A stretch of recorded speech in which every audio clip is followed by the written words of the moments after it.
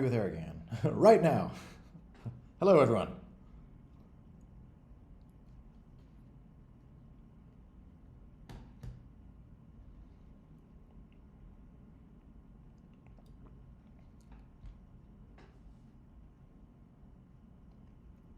Howdy, howdy.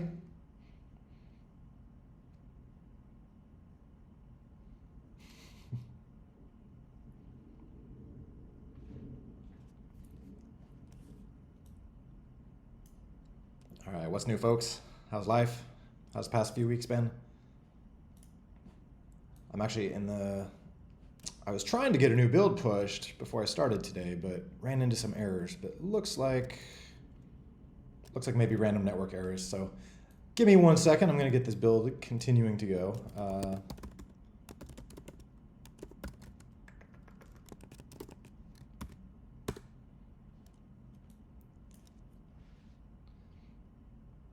I have my whole like pub sync process, I call it, which is basically taking my work and my like private Ballistica repo and then syncing that up with like the public repo. There's a bunch of stuff it has to do, like build out binaries and things like that. And usually that whole process goes through smoothly, but every now and then something breaks and then I have to go in and like continue it midway, which is, it's always like hard to remember, like, okay, what do I do? And then I do this, then I do that, then I do that. Biology exam right now. Oh no, like literally right now? Like, are you taking this or like taking a biology exam while here? Oh no. Voice cutting out. Let me check one thing here.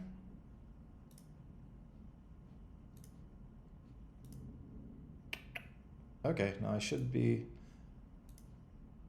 Love y'all too.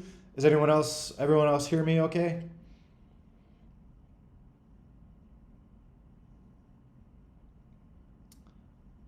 Oh, cool. I did see this PR. I do need to take a look at it. Plugin Manager UI completely breaks. Okay, yeah, that's obviously not good. I was thinking a little bit about that. We probably want to have it gracefully deal with that situation and then maybe just like warn you or something, just because Python modules can't have spaces in their names. But obviously that shouldn't like break the UI. It should do something reasonable. So I'll try to take a look at this. That brings up a question of like, do we want to, like we could give warnings when the app starts if it sees like something like a .py file that has spaces in the names or, like invalid characters in the names. It could just maybe like spit out a warning or something. For the people who are like getting started with modding that don't know, the ins and outs of like Python modules and stuff, maybe that could be helpful. Just to be like, hey, this is not a valid Python file, just so you know. Maybe that's what maybe that's what you're saying here anyway. So yeah, I'll take a closer look here. But yeah, certainly we don't want the plugin UI to crash. Okay, let's see. How's this thing going? Compressing GUI starter cache archive. Okay, it's a good sign. So what's new with everybody? What's new in the past few weeks?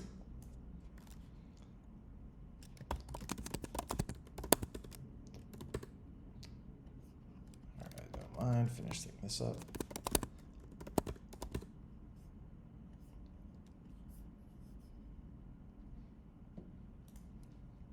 Bots versus bots. I always love this stuff, like bots versus bots.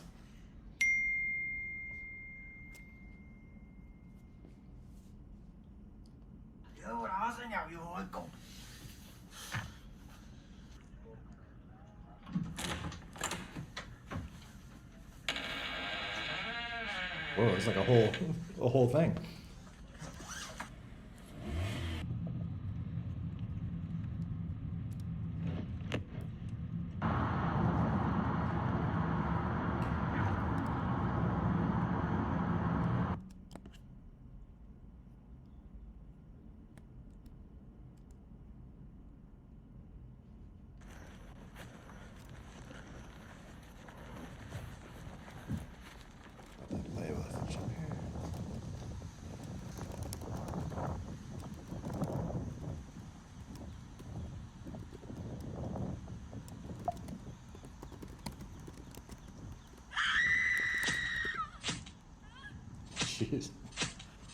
What's going on here?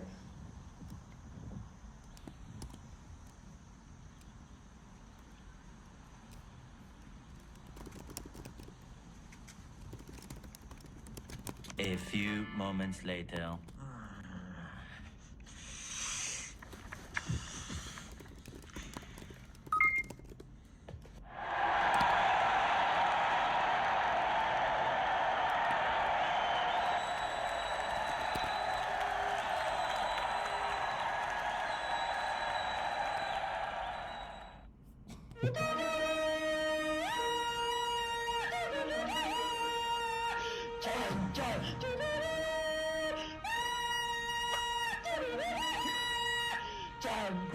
Here.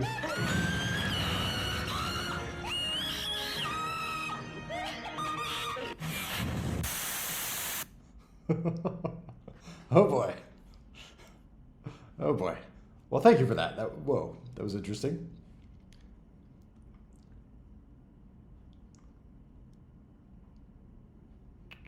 Recently, there's one group hopping around community spoofing one of the... Okay. Yeah, I know there. It does sound like there has been like stupid V1 account spoofing going on lately and things like that. I think, as I mentioned before, that's kind of a known vulnerability at this point. So I'm just trying to, as fast as I can, get things 100% to use V2 stuff, which should solve that. Right now, I am finishing up the store revamp, which I will show in a moment. That's why I'm trying to get this thing pushed to the public repo. I'm finishing up store stuff, and then the next thing on my agenda is finishing the little mysterious partnershipy thing that I had going on. And then right after that, I will be doing the new server list and basically pushing servers over to fully support V2 accounts. So at that point, spoofing and stuff should no longer be possible. So if there's if there's any slight things I can do to mitigate stuff right now, like if you have any ideas, let me know. But it's like I said, the V1 accounts are pretty vulnerable, and they're kind of broken. So we just need to get off of those.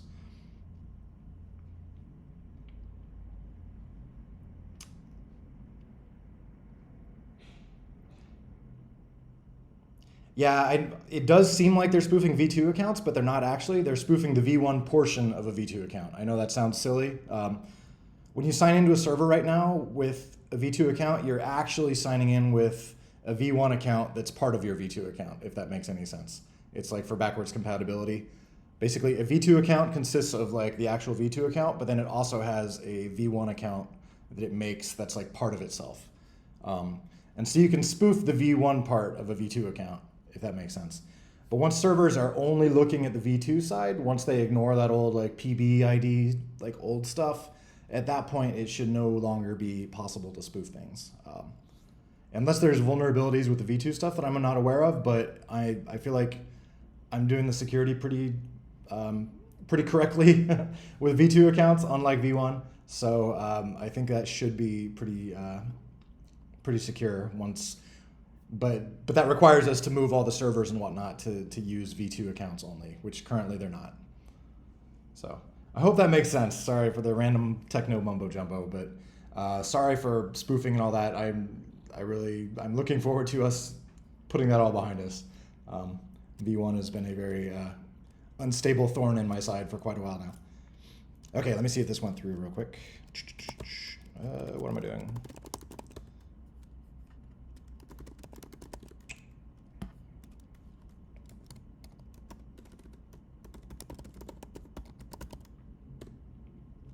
Okay, let's see if my pub sync finally goes through that I had to partially do manually.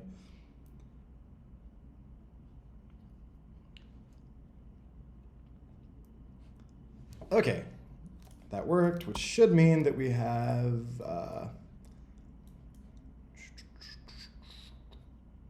okay, what am I doing? Sorry, brain power goes to half when I'm streaming. All right, here we go. New commit in here. This should be... Okay, lots of stuff. Okay, cool. And all right, done with use screens. Oh, now let's kick off a, wait, where am I going? Push all servers, push all test packages. Okay, kicking off some background stuff that will build test packages and servers. Make sure that's going. Okay. Now in like 5 minutes, we should have new, oh wait, oh shoot. I forgot one step. One moment.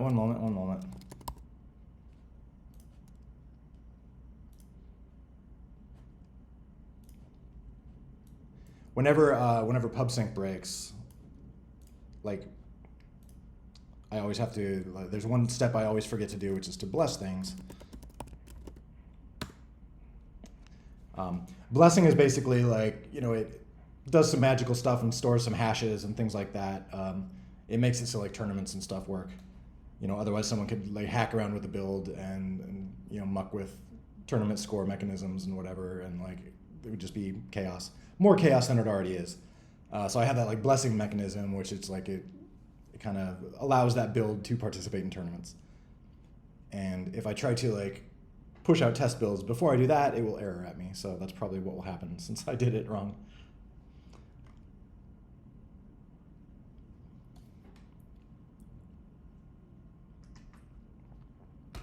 Just to clarify again, there are no V2 account spoofs. It's a V1 account spoof that uses the V1 portion of your V2 account.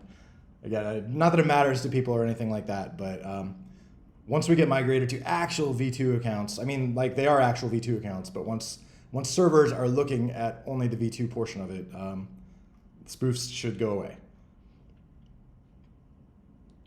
1.8 is very slow. I keep adding more tangents. I'll show you the current tangent in just a moment once this build goes through. Burp, burp, burp. Okay, push asset packages. Okay, this thing should be erroring here.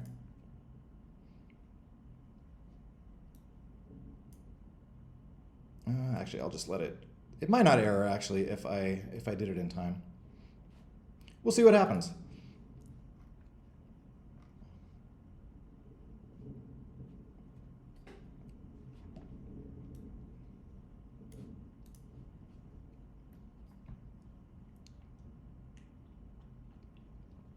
But yeah, sorry, finishing 1.8 up has been a way longer process than it should have been. I keep like adding new side quests and tangents and things like that, which I think they're all worthwhile, but it's also just like, dang it, I keep pushing this out further and further. But some of them, like, I feel like half the reason I'm doing that is things like vulnerabilities and stuff. It's just like, okay, I need to, like this stuff, changing everything over to use V2 accounts. That's technically, delaying 1.8, but I think it's important. So,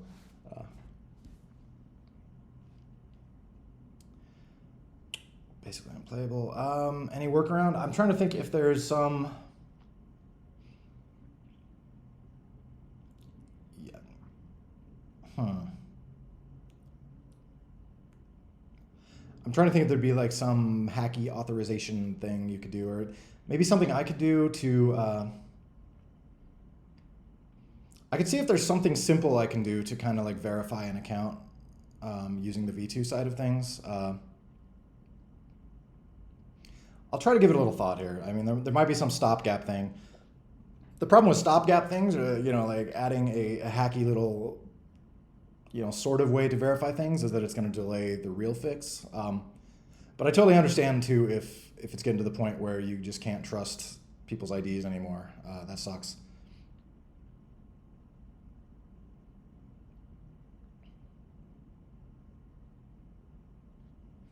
That's a good point. You could do things like that, like some sort of, like add your own authentication to with some in some degree, which is a bummer. Like that's the game's job, but in this moment, that might be a good way to go.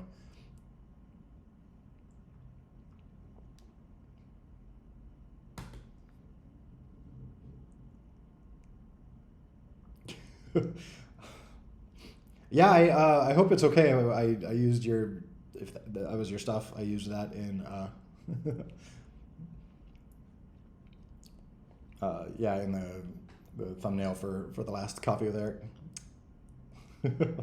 I guess I should get permission first, but I kind of figure like anything that's been posted during Coffee with Eric is okay to throw in there if it's cool with you.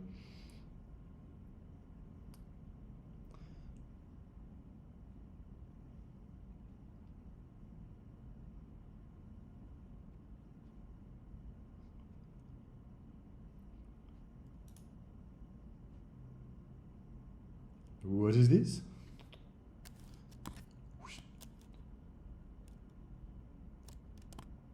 Oh, is that's the broken plugin thing? Okay, yeah, that certainly doesn't look good. Okay, I'll try to take a look at that PR. Let's get that fixed ASAP.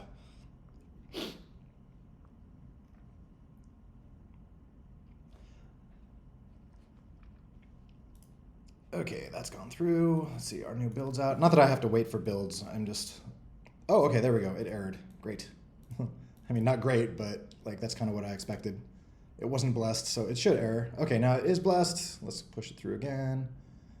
Push that through. And, okay.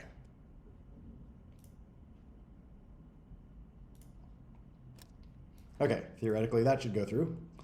And then we'll have new test packages, yay!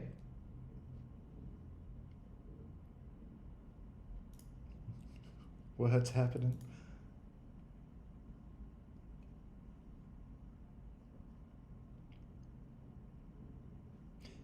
Oh, like passkeys you're talking about? Like the new fancy kind of password replacements? That could be cool. I am mostly... Like I built the Ballistica.net password system. You know, it's not a fancy web page here. But yeah, I just built the standard like name password thing, tried to make it secure and all that. I could extend that to passkeys, which could be, I mean, I am enjoying using passkeys on websites where they're available. At the same time though, like the idea with most Bomb Squad platforms is that people will be probably not using Ballistica accounts, like the name password ones. Though most people are signing in with, you know, Google Play Games or Game Center or Steam at some point, stuff like that. And like all of those things themselves support passkeys. So it's kind of like I'm not sure how beneficial it is to, you know, make the login password Ballistica accounts use passkeys. Maybe, you know, it would be good to have. I just like I don't prioritize it too much because, like I said, like Game Center and Google Play Games and stuff like those give you the opportunity to sign in that way if you want, basically. Update to implement clans. Like officially in the game, for me, clans is something that would be like on the horizon, like post 2.0, and I'd love to have them, but I'm not doing any work on that officially right now. I know some people were doing that themselves in like plugins or their servers and things like that. So maybe that's what you're referring to.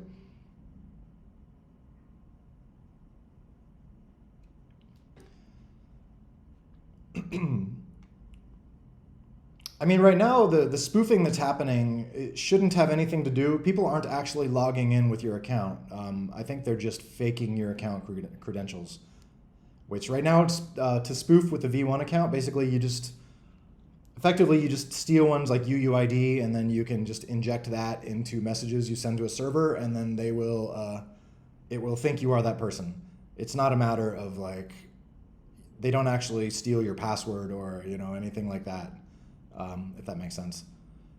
So right now, even if you sign in with a Ballistica name, like username password account, there is a two-factor authentication option, which will just send you an email when you're signing in. So, you know, it's maybe not the most convenient, not as convenient as you know, some 2FA stuff or passkeys, but that should be pretty secure. Like if someone is able to spoof 2FA emails, stuff like that, like they're pretty sophisticated. I don't think that's happening. Okay, this thing's almost done updating. Anyway, I can show you a little bit about what I've been working on these past few weeks, which is part of the store. Like as I said, my next big thing is to like revamp the store so we can start to have new stuff in the store. When 1.8 is finally done, we can start to have like dynamically created characters in the store and stuff. So like making it lots easier to add new stuff in general. And as part of the store, I've been building this system called Cloud UI.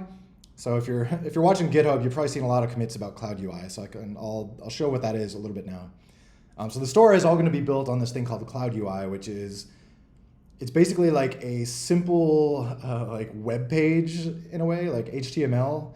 It's except like in the game's UI. So it's a way for a server to basically serve a UI to the game, which is kind of cool. It's also just a way for the game. It's a kind of higher level way to write UIs in the game. You don't have to worry about things like setting neighbor selections and it's just much more like automated. It's more limited right now too, but it's much more like it's more like a bit more like a modern declarative sort of way to do things. And right now the only thing in the new builds, oh boy. If you want to check it out in the new builds, if you just go to the dev tab here, it's Cloud UI test, and it'll just bring up this window, which is a bunch of ugly buttons basically. And so this is just what I've been working on, is this test for like all Cloud UI functionality. And so Cloud UI will just builds like a user interface like this, which is kind of like a store looking thing where you have rows of buttons. And yeah, basically that, rows of buttons, and then they can lead to other buttons, which can lead to other buttons, so you can browse around. There's a bunch of different functionality I added, like you can, basically like the interface can like change itself dynamically. Again, you can browse stuff. Various other like nerdy things, client effects, so you can have like things happen on the client. Blah, blah, blah. Don't explain all this stuff exactly what it is, but this one's not fully working yet, but basically it will be super easy to set up a web server to basically like serve these UIs yourself. And so that's what I'm effectively going to be doing. Oh my gosh, I look so annoyed here or something. For the store, I'm going to be doing this. So basically the store UI will be like dynamically served. So when new stuff is added, you'll be able to see it in the game instantly, things like that, or like some sort of like special things. But also I'm going to be starting to use this UI, I think elsewhere too, for, I'm just trying to make it as generalized as possible. So we can use it like anywhere really. So I'll probably, like one of the first things I might do is replace like this crappy graphics config screen, which has been like super hard coded and not flexible for a long time. I'd like to like replace that with a Cloud UI equivalent with a bunch of clean options. And the nice thing about Cloud UI is like everything is scrollable. So if you add more stuff, it will just scroll. So you can have like infinitely large things, which is cool. And anyway, if you want to play with this, I'm gonna like polish up the demo a little bit more, but it's if you go under the game, so Badata, Python, UI, v1lib, and then there's, where is it? Cloud UI test. So this is just basically what that test UI that comes up is. So this kind of shows how, like, if you want to use this stuff in a mod, you're more than welcome, of course. You just create this like Cloud UI controller, and then this controller just determines like what requests get routed to. So again, it's kind of like a web browser. You can see like fulfill request, and see like for slash it does this test page, for test2 does this test page, blah blah blah. In this case, there's also like if it starts with web test, it will actually just ship that request off to a web server. That's the part I'm still finishing that up. I was going to finish it before I did this morning, but I wound up sleeping longer than I thought I would. So I'll finish that right after. But anyway, then when you're defining these UIs, it just looks like this. So test page root, you can see it's just kind of like this declarative little thing where you create like, this is a page with rows. Each row has a title and some buttons and blah, blah, blah. And when you click this button, it will just go to a different page, or you can like browse to a different page. You can replace the current contents of the page with this. Other stuff you can do too. So I did a bunch of like examples here of just like various options or various things you can do with Cloud UI. You can see here's a lot of like alignment tests. So I have it support like various, you can give it like max width, max height for texts and like set alignments and stuff like that. Also, it has like a debug option. If you'll see in some of these, like debug equals true. When you pass that for something, it will draw little bounds around it. So you can see like with this text, you can see like this is the maximum, that's the max width and max height for this text. So like down here, you can, it just makes it a lot faster to, like lay things out. So you can see like, okay, the text will fill this area. Like previously, I've always had to just like test that by hand, like set max width to 150 and then give it a really long string just to see what happens, stuff like that. So yeah, so basically it's just kind of this crazy declarative UI system, and it's basically a layer on top of our existing UI stuff. So if you look into the Cloud UI code, it basically takes these responses and these page objects and things like that, and then it like bakes them down into our standard widgets that we know and love. But again, the nice thing about this is it's much more foolproof. You don't have to worry about like setting your left, right, up, down keys, whatever. It automatically just behaves at all different scales. At small scale, it does like the full screen thing. You get like a full screen like scroll box with like fades at the bottom and the top, stuff like that. So yeah, I will be there are some more features I want to add. Like I want to add like pop-up windows and other things like that. Basically, I want this to be able to do like everything our existing UI does. So then, the new version of the store should just be like really dynamic, and we should be able to do a lot of stuff.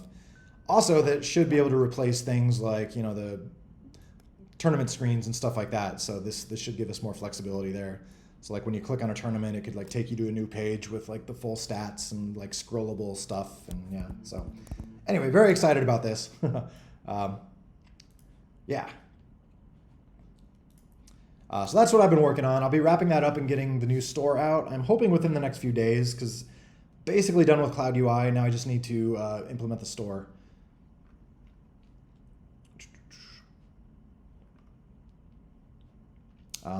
But yeah, so the first thing you should see is the new store showing up pretty soon, and then that will have probably a few new characters will finally make their appearance.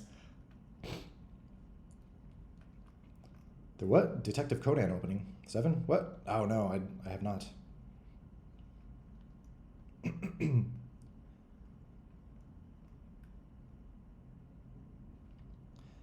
So yeah, this is, UI v1, the low-level API continues to suck. It's the same old one, but this is at least kind of like an elegant API on top of that.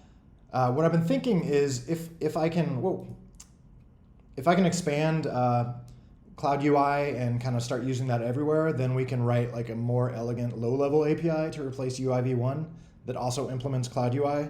So just kind of like swap out the under part at some point. I mean, there's a lot of code that's using UI v1, so like I don't see it going away anytime soon. But I was thinking maybe for like squads mode coming up or something, maybe that could use like a UI v2 that lives under Cloud UI or something. Just kind of like forging a path forward that doesn't involve UI v1 at some point.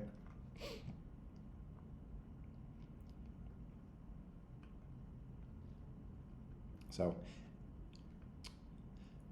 1.9 update. Oh yeah, 1.9 will be. I mean, I still have several tangents before I finally finish 1.8. I don't know how many more tangents will get added, but hopefully not. Again, this is very much why I just I can't give predictions for when things will be done. I mean, I'd love for 1.8 to be done before Christmas or something, but it's like realistically finishing this UI stuff, finishing my partnership stuff, finishing the V2 account stuff to kill spoofing, like that's gonna be a bit of time, and then wrapping up 1.8 after that. So it's yeah, everything takes time.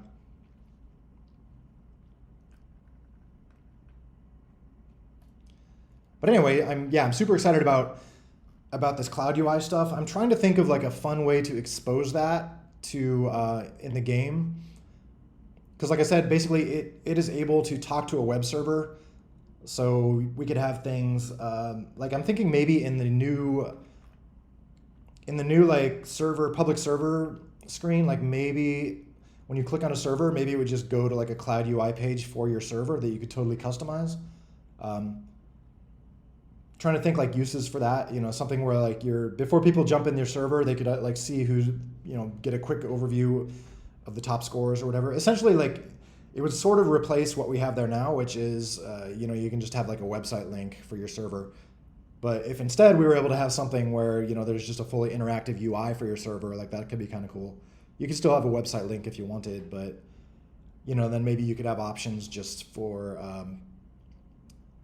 I don't know, like you could even have options for like how to join your game. Like I want to join on the red team or something like that. So if you have any ideas for what we could do with Cloud UI stuff, let me know. So I think it could be some fun opportunities. Or just some way where I'm trying to think like we could just have a list of like Cloud UI hosts or something, and each one could do whatever. Like it would just be ways to or run tournaments or something like that. So a lot of possibilities.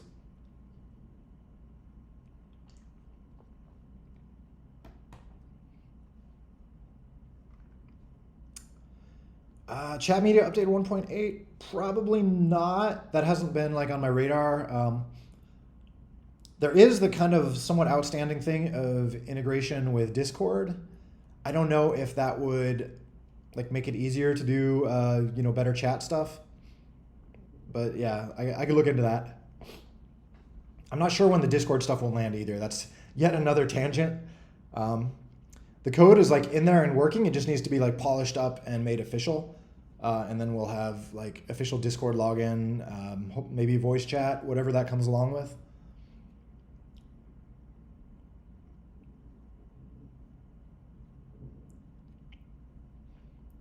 But yeah, if this does happen, it wouldn't be anytime soonish. There might be some sort of like I said, better integration with Discord chats, or better integration with something that does support those fancy media. And that is a good point. Illegal stuff sharing via Bomb Squad chat. I do want to like lean on things like Discord as much as possible, just because the ideas come up before, the idea of making like chat rooms or different things, like global chat in Bomb Squad, and like that starts to get into like lots of like moderation things, or like you mentioned, people be sharing a bunch of illegal stuff, or be I'd rather not like have to deal with that myself. So that's why I enjoy as much as possible pushing that off on systems like Discord.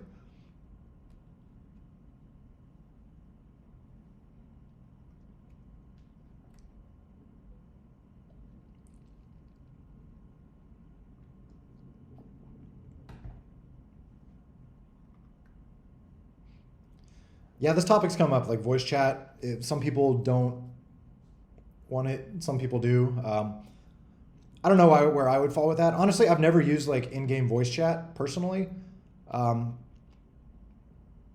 Like if I'm playing a game with my friends online, like I'll just join Discord or something with them, or FaceTime or whatever, and just be chatting with them. But I've never been the type to just like jump in a game and talk to strangers. So I don't know how many of you all like play games with voice chat enabled, or just like talk to randos online while you're playing?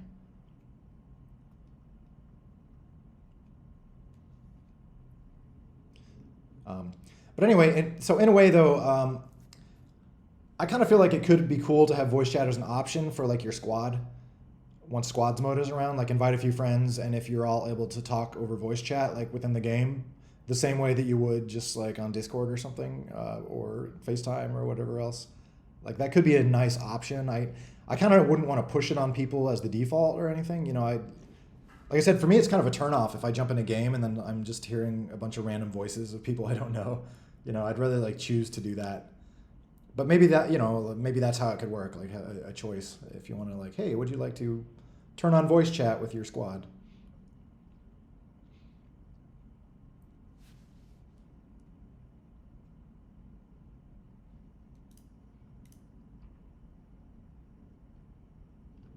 Yeah, again, for me, it's probably fun for kids, but like if I jump in a game and I hear a bunch of like very young sounding kids, it's a little bit like, ew. Not that I'm against kids or anything like that. It's more just like I want to feel like I'm playing with people more adult or whatever, being an adult myself.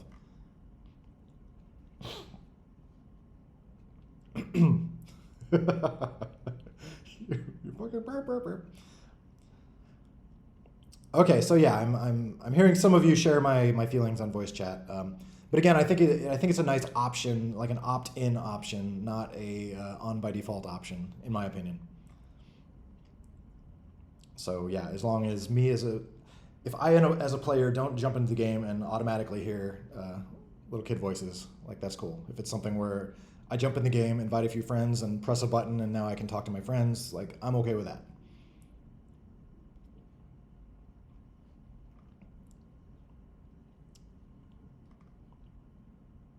In general, for upcoming squads mode, I do want to. I mean, my plan. This has been discussed before too, but my plan is with squads mode coming up is by default you'll just be able to chat only with people in your squad, and communicating with everyone else you're playing against will probably just be emotes or basic things like that can't be abused too badly. I figure like maybe an option to communicate with everyone if everyone agrees and turns it on. Same as with voice chat. But I kind of feel like the default should be like, if I'm talking to someone, I just want to be talking to the people I have chosen to play with. Or I guess if you play with like random 4-on-4s that like give you a random team, I don't know in that case. Like if you're jumping into like a random game where you're assigned teammates, do you want to talk to your teammates? That might be just as bad. What do you think?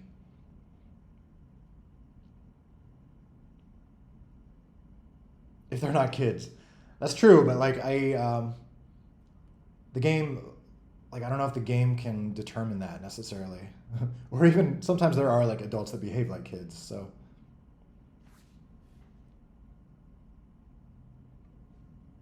oh, whoops, sorry if I missed. Did I miss it?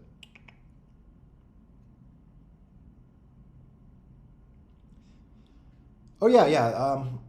Yeah, what Era said is we're at a point where things should not be changing too much. I think things are.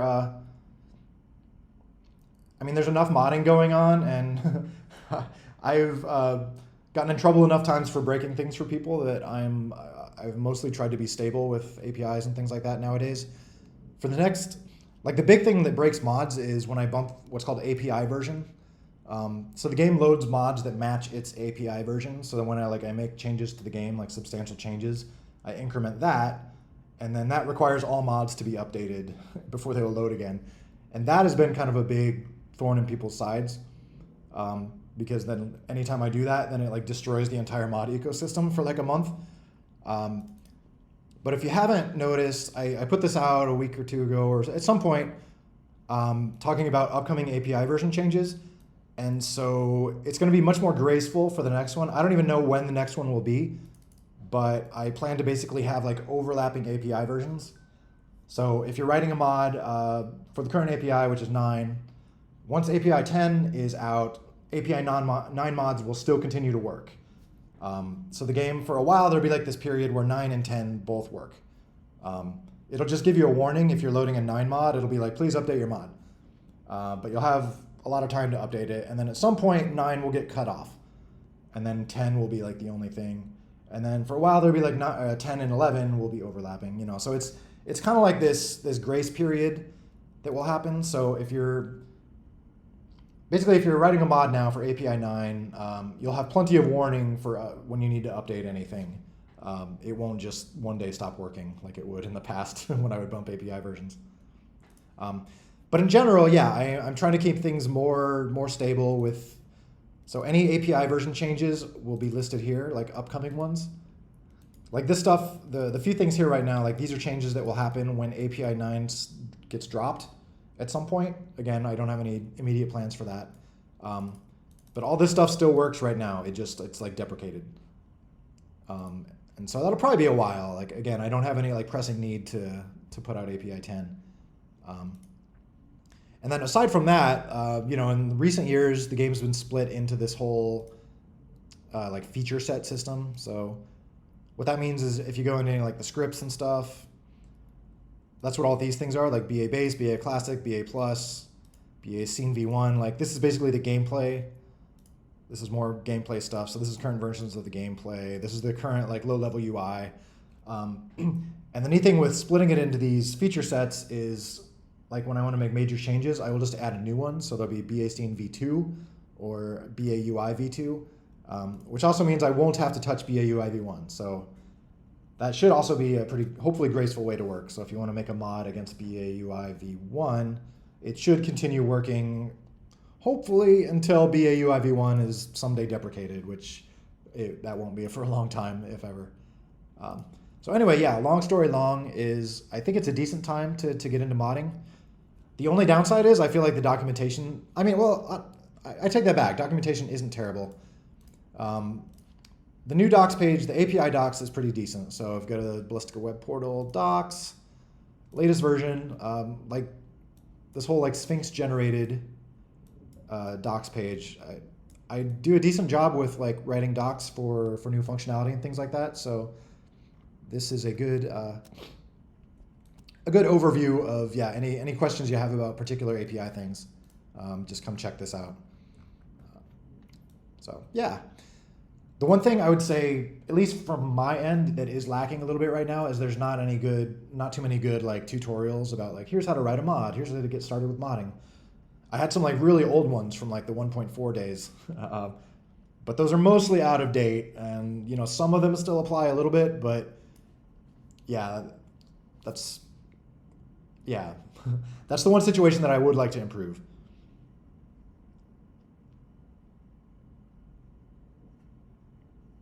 I would love to read it, actually. Yeah, like I'm really curious to see what you're up to there.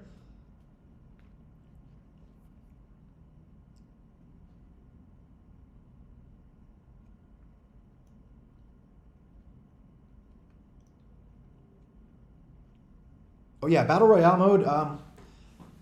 So that goes to like my big goal, and I don't like talking about stuff that's too far in the future, but it's also kind of fun. So I've talked about this before with squads mode. So squads mode is going to be like 1.8 to go back for a second. The big feature with 1.8 is basically downloadable assets and making things so we can add maps, add characters, whatever, like upload them, and then the game will automatically download them and play them. So we're not constrained anymore by like what the game is actually bundling. That's the big focus of 1.8. The big focus of 1.9 will then be squads mode, and squads mode will just be like modern multiplayer, where you invite people to a squad, and then your squad can get matched against other squads, things like that. And another part of 1.9, what I really want to do is, I'm not sure what the name is yet, but I'm just, at the moment in my mind, I'm just calling it like leagues, is that basically people will be able to make their own leagues, which is essentially just like a group of players and a type of gameplay. So you like jump into a league, and that will just determine like what you're going to be playing when you press the play button with your squad. And so I will probably be making a simple league, which is just like the standard, like, I don't know, co-op leaderboards or something. Or we can also have like multiplayer leaderboards or just like casual play. Like those all might be like different leagues that I make. But I definitely want to make it so people can make their own leagues, and those kind of things could theoretically be something like a battle royale. It might not be a battle royale in the sense that everyone would be on one giant map, just because Bomb Squad is not really designed for that. But I could see having like a battle royale mode where, it's a bunch of little like mini matches that occur, and you start with 100 people, and then it dwindles down until like suddenly you have like the last few are left fighting each other.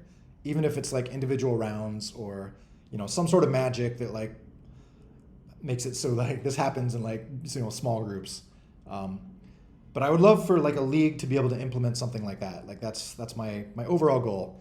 Even if I don't implement it myself, like that's my hope, is that leagues could allow for things like that, just like different styles of play. I think it'd be cool to have leagues for, like I said, just like casual play mode, or a league for like an RPG or something where maybe it tracks your progress and you can come back in and, gain levels for an hour or something. Or, just lots of options.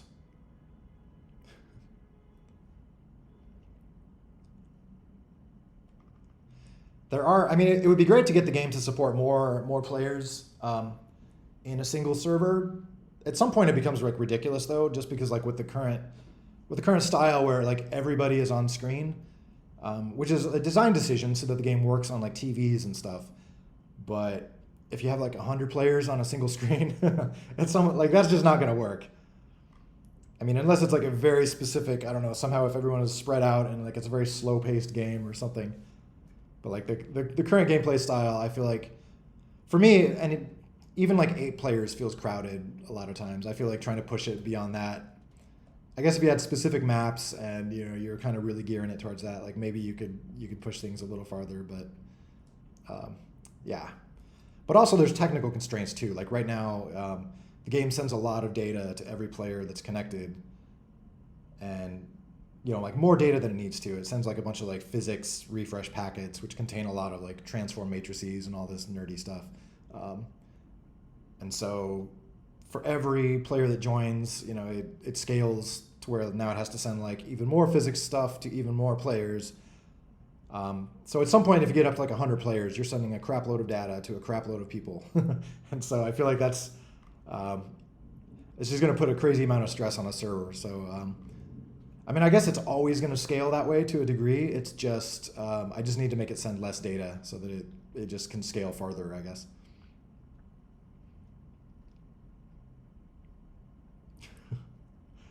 I love this little like Star Trek wizard. I feel like that's not the. Is that the full thing? I feel like it went further. Maybe not. It doesn't love me. I love you, Raba. Roba, R-O-B-A. I don't know how to say your name.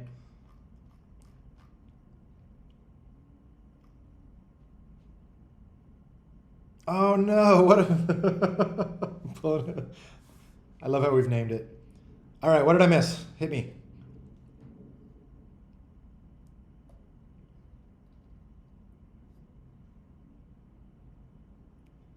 Oh, okay, cool. Oh, cool.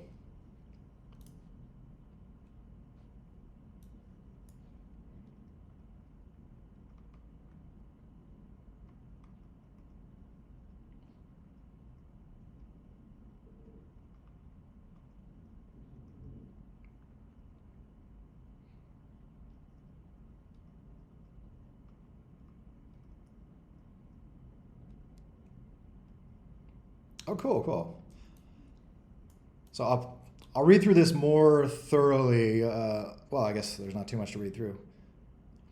So the idea, it's built more around kind of patching like built-in code as opposed to just like adding completely independent new code. Am I getting the right sense from that?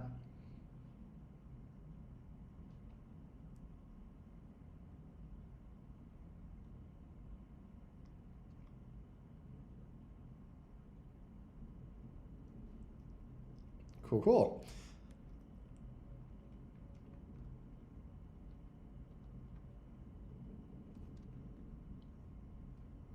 My one, I'm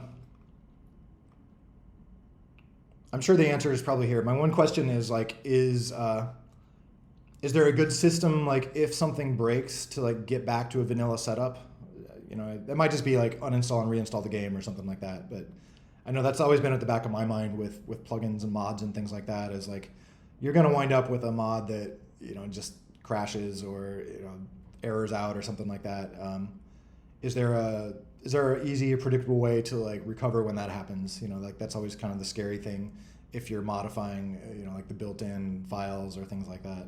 So it was just kind of a question overall. You don't have to answer now or anything. It was more just wanted to mention that that's something I'm always trying to think about when I'm thinking about modding. I'm trying to look at the chat right now.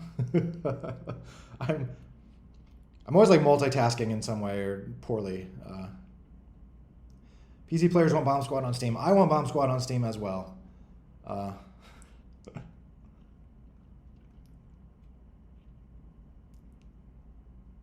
Literally wider. Wider by his side and slim in front? Can you show me like an illustration? Wider by his side and slim in front. It's like a triangle? I'm curious to like visualize that.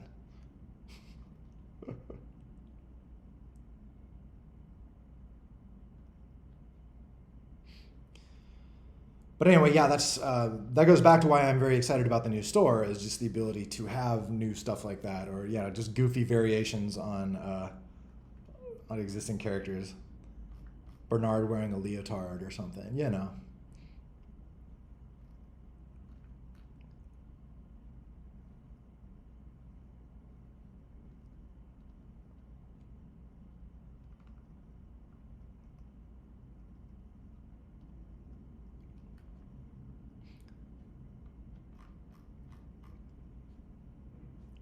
Yeah, Bernard doing Bernard things. I know we don't have like backstories for the characters, but I'm wondering what Bernard's backstory would be if anyone, you know. If you see Bernard, like what do you think? What do you think a day in the life of Bernard is?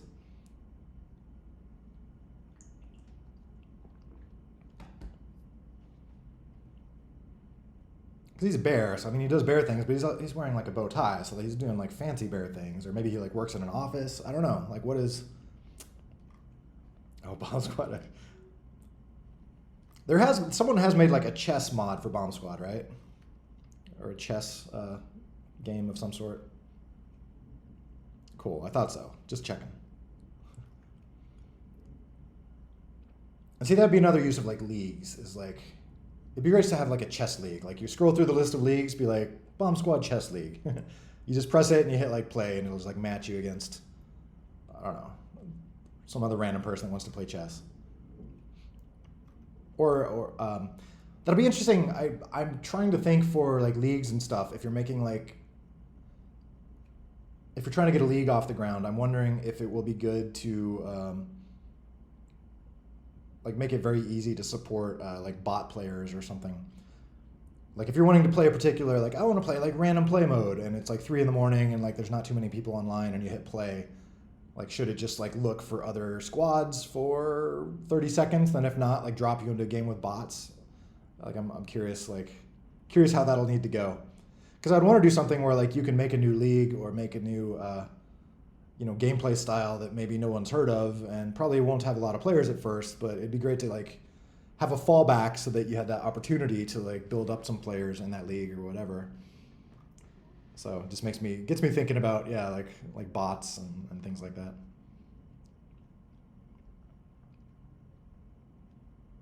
We're talking about moms. Oh, don't like the idea of built-in clans.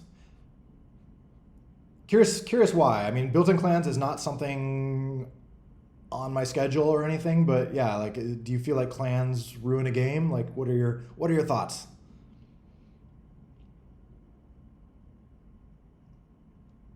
Need a little answer. Oh, shoot. Sorry, could you repost? Have I been like missing your question or comment?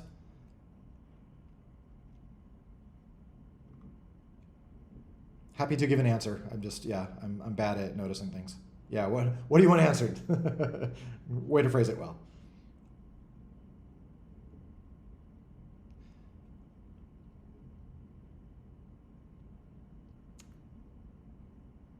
Desync. When you say desync, do you mean it like disconnects because things time out, or you mean just like things jump around a lot? Like what do you mean by desync in this case?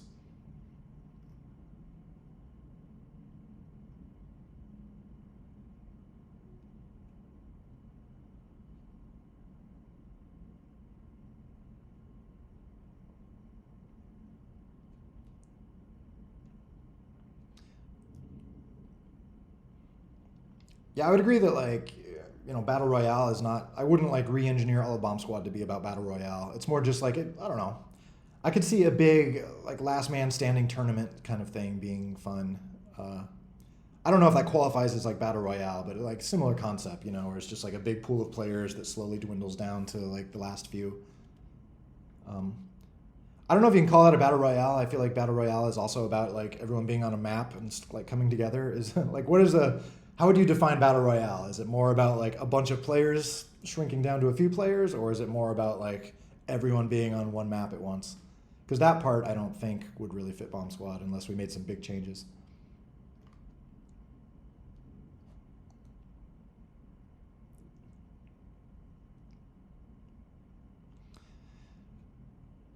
Yeah, I think friends. I mean, that'll all be part of squads mode. Is yeah, probably remembering your friends. They'll probably have a standard like friends list. Show you when your friends online and be like, just click them and invite them to your squad. But yeah, it's a good question of like, do we want clans on top of that, or my thought is maybe clans might be left to like individual leagues. Maybe that would make sense. Like if you want to make a league which is some sort of competitive multiplayer tournaments, like that league could also involve clans. Maybe it wouldn't have to be something done at like the game level. It could be up to the league, Because then you could be in different leagues and be part of different clans. I don't know. Maybe that would be too much complexity.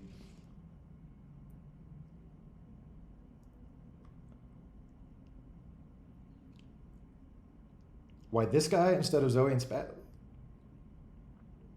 That is Zoe and Spaz. Am I am I misunderstanding?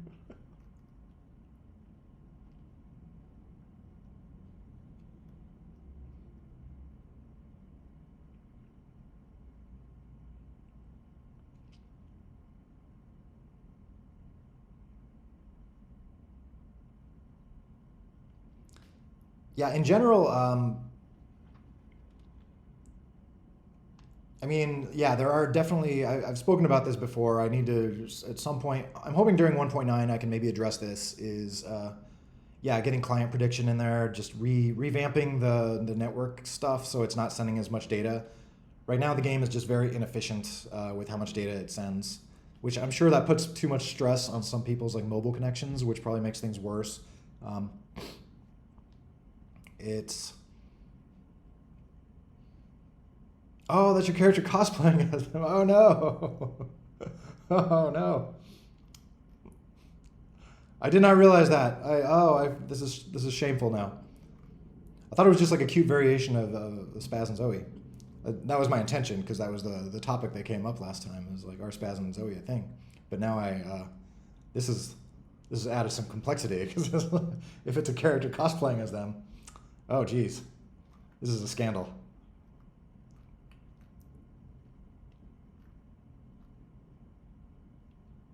So yeah, so if the question is why this guy instead of Zoe and Spaz, the answer is I thought it was Spaz. So terrible, terrible, but innocent mistake.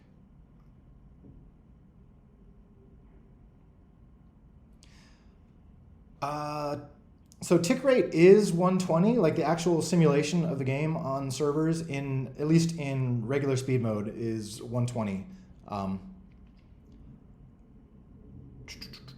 There might be, I mean, it might be displaying on your device at 60 hertz. There are some cases, I need to look into this. Like my current Android test device is a Pixel 7a here, or 7a, I think, yeah, 7 something or other. And out of the box, it runs at 60 hertz on here, even though it does have like 90 hertz capability. I haven't looked into like, I assume there's a switch there somewhere where I can have it run higher than 60 hertz. But I should look into like whether I can request that always happen, or I know some people have had it running at higher frame rates.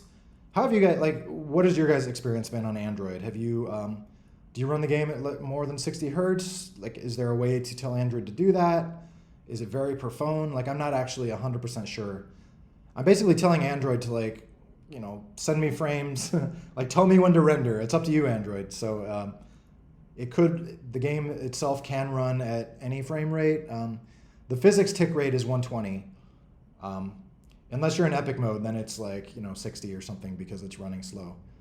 But yeah, there's 120 actual game steps happening per second normally. It's just a matter of like if the game's not showing them all. So some of you are getting more than like 60 hertz on your phones?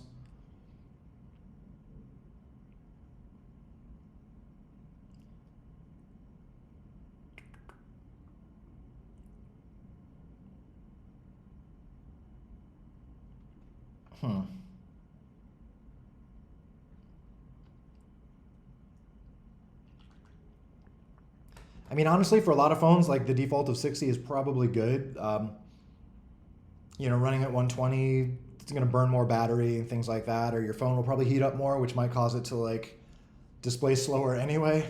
So 60 might be a good compromise. But yeah, I'm more so curious, like, do you all have the option to like control it? Is that like an Android level control, or is there like an API I need to look into to like expose that for people?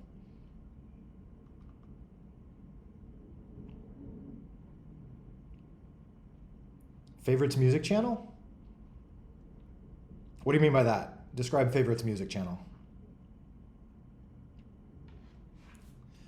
Yeah, and again on Android, I don't think I'm making any specific requests. I'm not like asking Android to cap the FPS. So I don't know if Android is doing that by default in some cases, or again, maybe there is an API where I can tell it to like, or yeah, give you a checkbox like uncapped FPS, which goes back to everything leads back to other things. I do want to redo this screen for, to make it easier to add options like that, which is also why I'm happy that I have a new UI system that I will be able to do that with. So then we can add more stuff like, yeah, uncapped FPS options on Android only and things like that.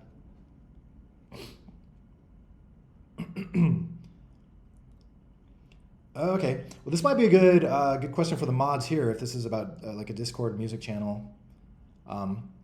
I mostly let the mods run things around here, so I'm kind of hands off in terms of this server. But yeah, that'd be cool to have.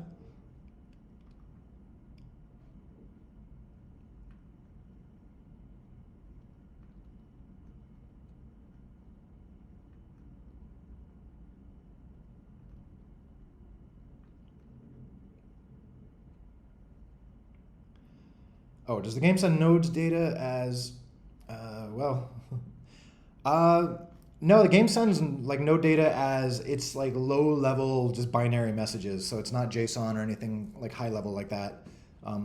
If you want to poke around and see what it's doing, it's basically, where would that be? Source, Ballistica, oh yeah, Scene V1, I think.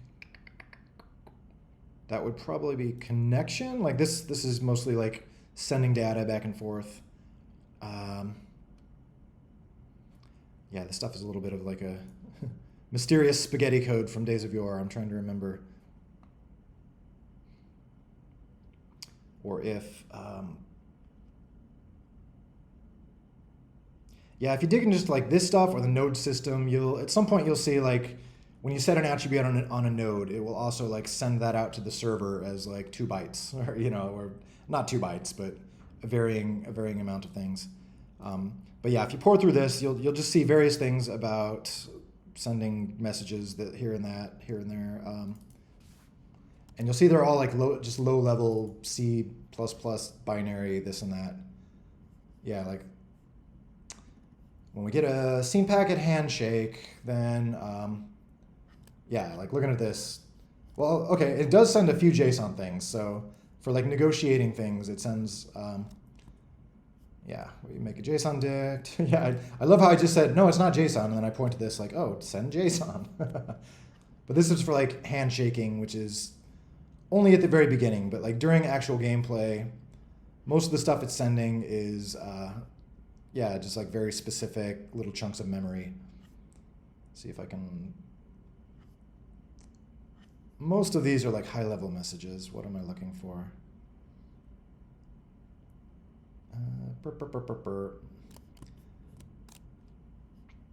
Yeah, like you can see here it's like parsing a message that's coming in. If buffer size is greater than 1,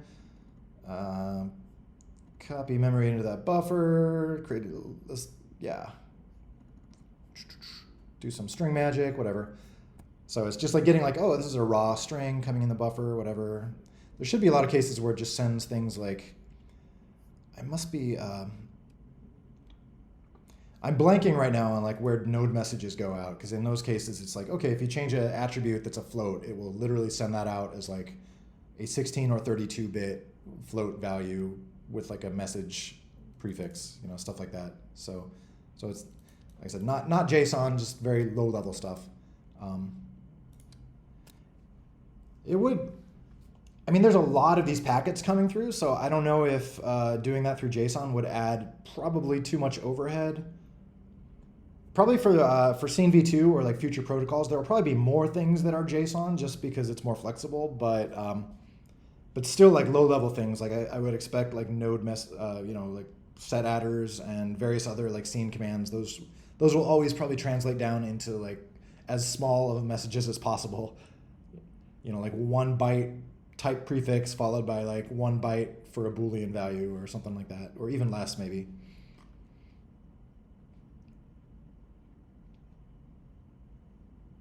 So yeah, stuff like this, yeah.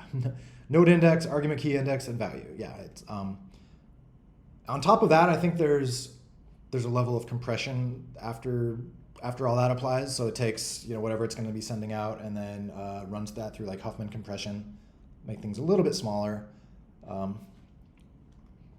So yeah, it tries to make stuff small, but there's still, like I said, too much data going out, most of which is like physics data. So it's sending like tons of transform matrices, so like 4x4 float matrices and things like that for like every single rigid body.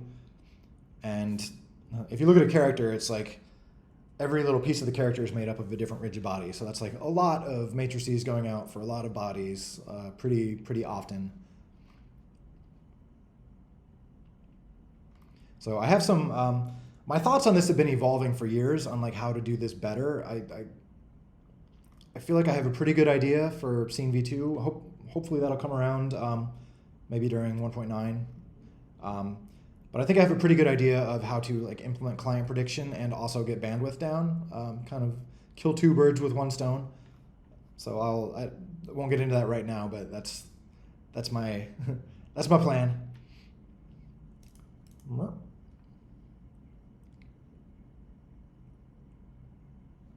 The achievement, get Eric to reply to your comment. This is a wonderful comment.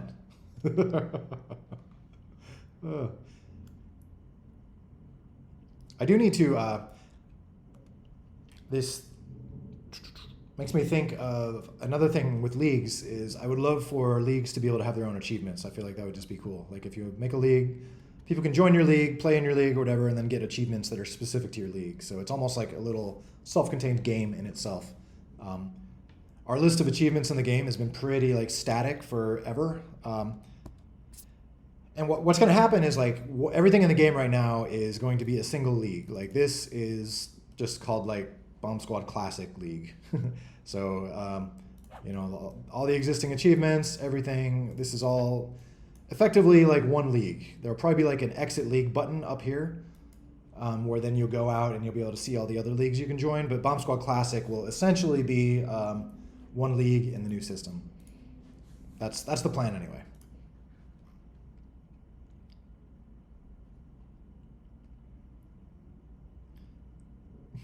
Garlic phone. Who mentioned garlic phone? I love garlic phone. We always call it garlic phone for just to be funny, but yeah, it's so much fun. Oh, here we go.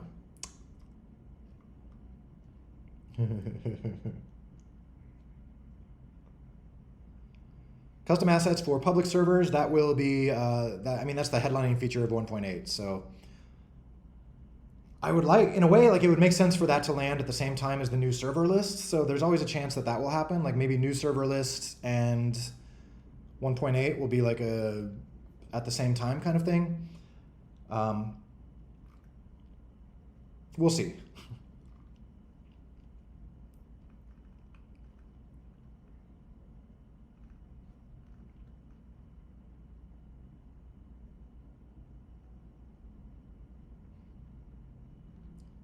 Still listening, even though so much has happened. What? What has happened? What do you mean by that?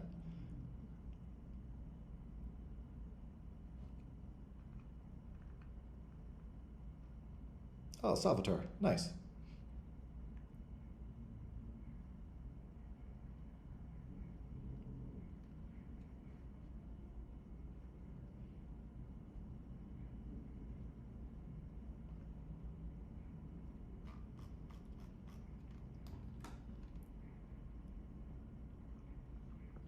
New server list, yes. So for anyone who hasn't heard, that's kind of, let's see.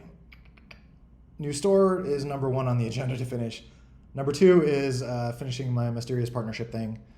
And number 3 is new server list. And so the new server list is basically, a new version of this. And this will be solving a few problems and adding a few features. One is it'll be more like specific, it'll be like limited to regions. So it'll be like, it'll give you a region by default and show you only the stuff in that region. You'll be able to probably switch your region to other regions if you want, but this is like having this giant list for everybody is just a lot of stress, unnecessary stress on both the client and on my servers, because I have to send like all this data to everyone who like looks at this list, which is, it adds up. So anyway, it'll be more focused. It's also going to be a bit more strict, where if you want a server to be on that list, you'll have to like have it be associated with your V2 account, or details forthcoming, but it'll be a bit more like, if you're making a server, it's going to be a bit more like a, not a permanent thing, but you know, it'll have like a reputation attached or ratings or things like that. You know, it's not something, right now the server list is kind of like fly by night. You can just like throw a new server on there with whatever name you want, and nobody knows who you are or anything like that. This will just be a bit more organized. And part of the reason is, yeah, just so it won't be possible to like spoof other people's servers, or you'll always know like who's hosting a server, how long it's been running.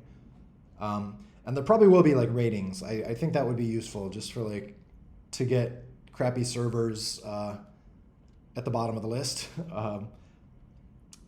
Or yeah, just to encourage people to like run a good server. And yeah, and that's Efro is Eric. Oh yes, Efro is Eric. Efro is me. Yeah, so it'll also, the new server list will also be like V2 accounts only. So if you're hosting a server there, like anyone joining your game has to be using a V2 account. It will be 100% verified. So if someone is joining your game, you can be absolutely sure that that is who they say they are, because it'll be, that stuff will be pre-verified with the master server before it gets to your game. That's the plan. Yeah, so at that point, should be no more spoofing, no more spoofing server names, no more spoofing account names. Like the security situation should be much better.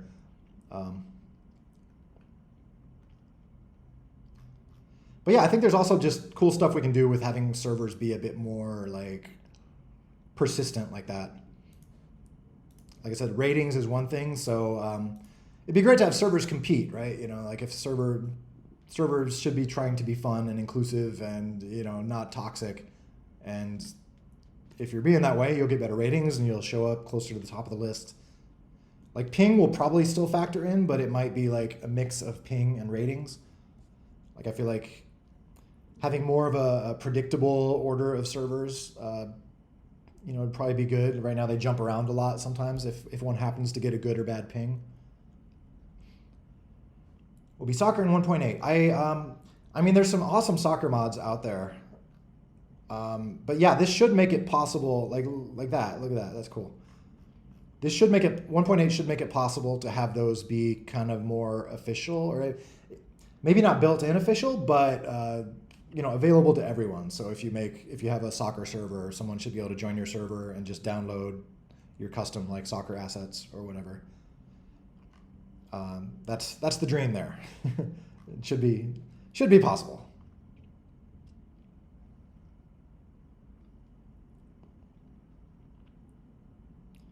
I think there's lag problem in server. Yeah, if you're here earlier, I was talking about like the reasons for some of the lag issues, and I do want to address that during 1.9.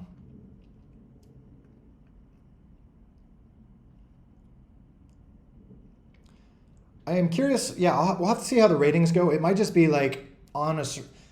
What I do plan to have is like when you poke a server, it'll probably go to like a page for that server, which maybe has like a rating, and maybe you can like rate it there, and maybe other like custom UI that the server provides. Like I was talking about with the Cloud UI stuff, you know, servers could provide their own little like UI here for just like showing top scores for the day or things like that. Like, so you just like see those right alongside the server as you're joining it.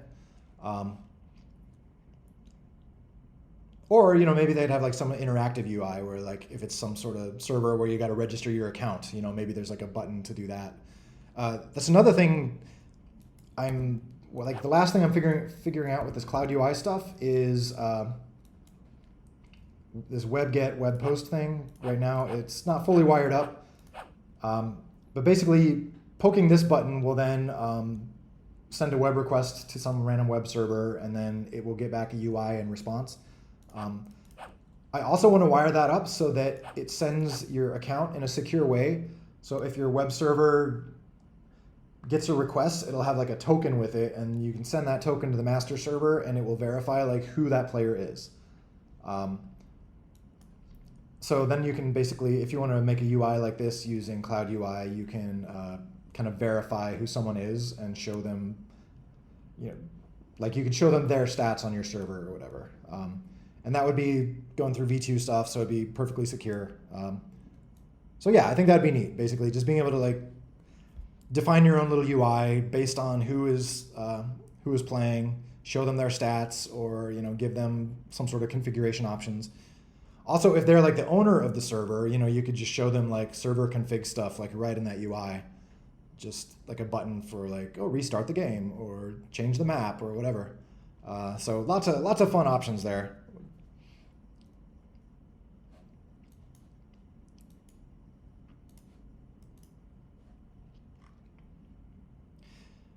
This is the Cloud UI stuff is definitely, this is like version 1 sort of thing. I built in a bunch of stuff, so there will be possible to have like multiple versions. But even in version 1, I'll probably be adding more functionality. Right now, as you probably saw, like it's basically just buttons and text. So there's no like checkboxes or text entry or interactive things. I'll be adding that stuff at some point.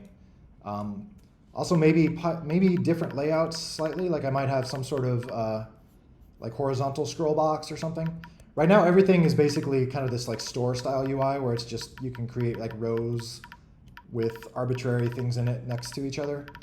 But yeah, there might be cases where I don't know if we'd want like one of these rows to have like 3 things on top of each other. I don't know. I'll give it some thought. We'll kind of see how it evolves. But yeah, this is, like I said, very much version 1.0. But I should be expanding it to be able to do like whatever else we want to do. Like I want to have some sort of like pop-up functionality where you can like have it pop up in other Cloud UI, for stuff like this, for just like a little bit of like a dialogue. That would be cool. Like basically being able to do that except with like your server.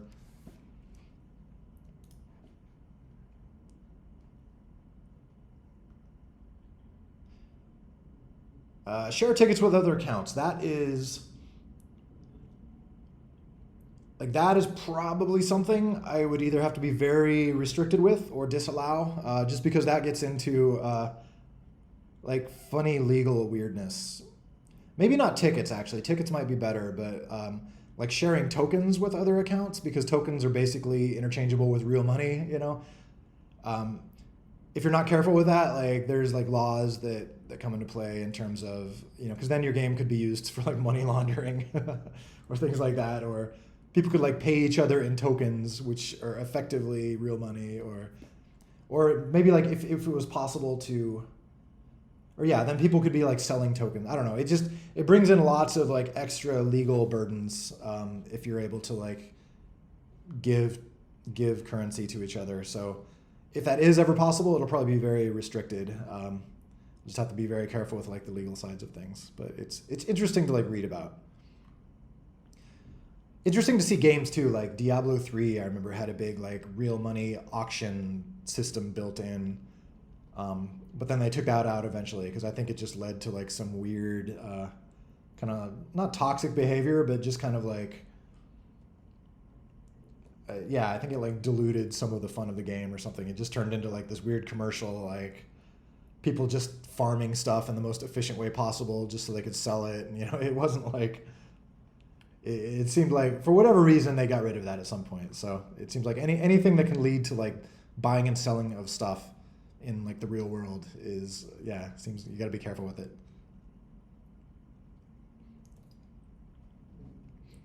I mean, the game does do things. Well, with tickets, it traditionally has like offered tickets for doing various things, but it hasn't ever done just like give your friends arbitrary tickets kind of systems, which is I think where it, because then people can turn that stuff into like a payment system. I mean, I guess you can still like technically you could sell someone your account. I mean, there's still ways to like kind of get money involved in the game. It's just that would be like much easier, I think.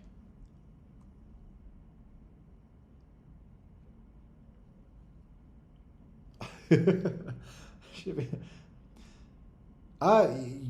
Yeah, I feel free to like ship them, but yeah, again, like my headcanon for the game is that the raw, when it comes down to it, the characters are like actors, so they are in these different situations in different parts of the game, you know. So going back to the leagues thing, there might be like leagues where the characters are all like playing part in like some, you know, crazy intricate story. Might be another league where they're all, you know, hate each other, and then another league where they're all family members or something like that. So I try to like think of the characters themselves in a raw sense as like they're actors that can be put in these situations. I mean, I guess in real life, you know, the actors can be dating. You know, there's like meta levels to everything. But yeah, my headcanon is like everyone in the game is an actor, and situations in the game can have their own stories with those actors. So I don't know if that answers your question.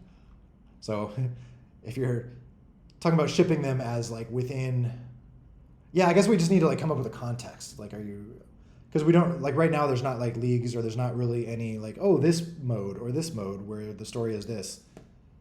Maybe I just need to hurry up on leagues, and then we can do that, you know, like, and start to have like stories on the individual leagues, so then we can start to like ship relationships within those stories. Yeah, go for it though. Like right now, I consider it a free for all. Yeah, everyone has their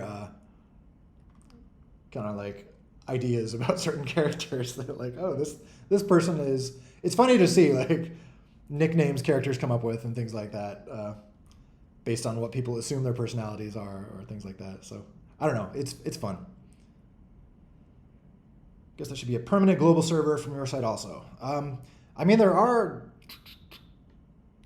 Oh yeah, if you're talking about like on the new server list, I mean, technically all of the kind of boring vanilla ones in the existing server lists, you know, just like FFA, US East, like all those are all my servers. So they'll probably, like in the new server list, these same ones will probably have some, they'll probably all say like hosted by Ephro, and maybe they'll show some stats or something like that. But that'll be another thing too, is like if I click on this server, instead of joining the server, it'll take you to like a little info page on the server with like a join button and other info. Or maybe that'll pop up on the right side, maybe we'll see. I'll have to experiment with that. But anyway, it'll be easier to see like, oh, who is hosting the server I'm about to join. And so, you know, hopefully people can like build goodwill. Like, oh, I love like this guy hosts good servers or whatever. But yeah, all of these will just say like teams at US West 2 hosted by Ephro.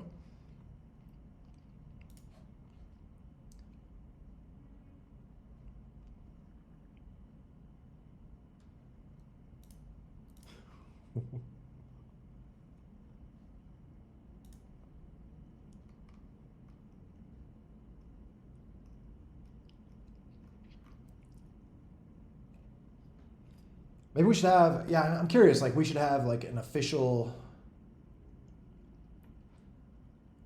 like, yeah, once, like maybe there should be like an official story for like the campaign or something like that. Or, you know, like classic mode itself could have like official storylines for the characters. Like I said, once kind of we have this idea of leagues, and then each league is free to like make what they want of the characters. Like then, like it might be good to just actually do that in some case, you know? I totally haven't done that at all. Like right now, like campaign mode is literally just games. You know, there's no story or anything. But it would be fun to make like a little story mode or something. Yeah, Mel is obviously like, I feel like people have so many just like ideas of like what Mel is. Oh, should we hop into a game? Should I hop into this one? I'm going to do it. Let's see what happens. It's my opportunity to always like test my newest test builds. See how things are doing.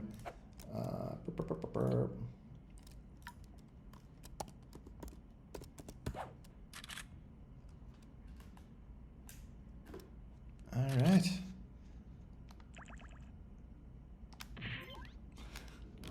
Anyone else able to hop in? Or is this just like legendary one-on-one?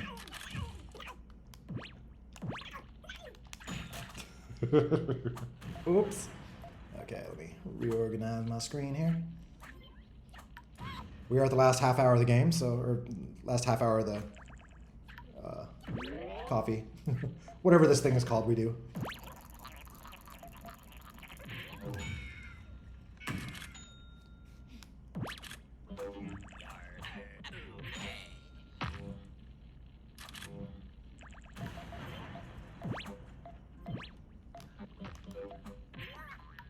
But I'm curious about, like, thinking about Cloud UI and stuff, like other uses for it, such as, you know, you could have a little UI that pops up like when you join a game for, I don't know, like selecting options, like what play mode do I want to play, or what special power do I want, you know?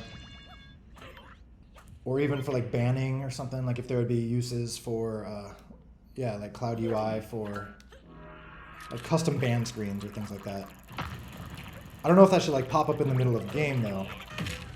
I don't know. Just thoughts. If anyone has any thoughts about cool stuff to do with Cloud UI, like let me know.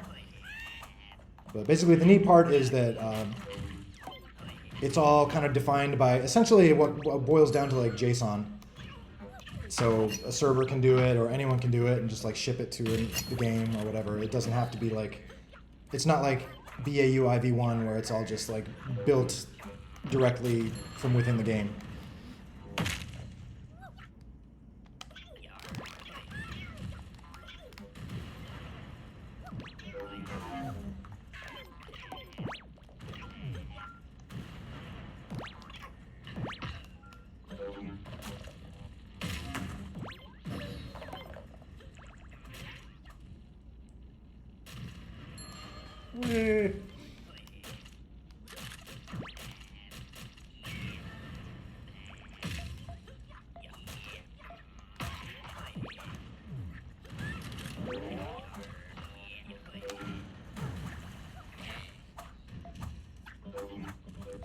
Where's this being hosted?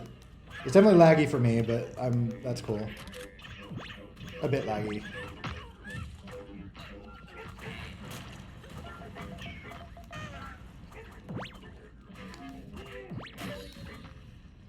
Though I kind of like when it's laggy because that gives me an excuse for not doing well. So.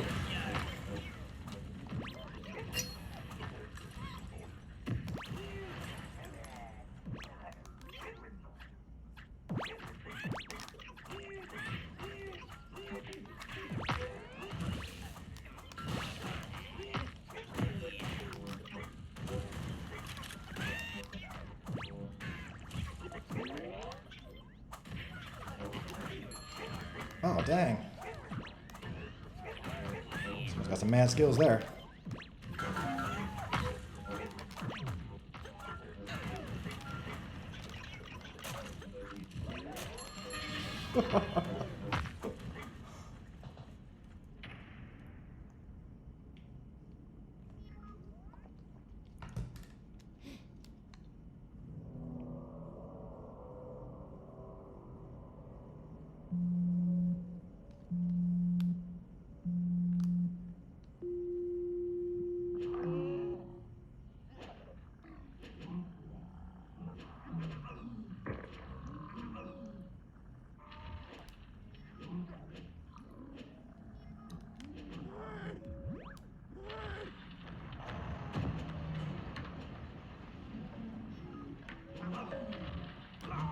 No.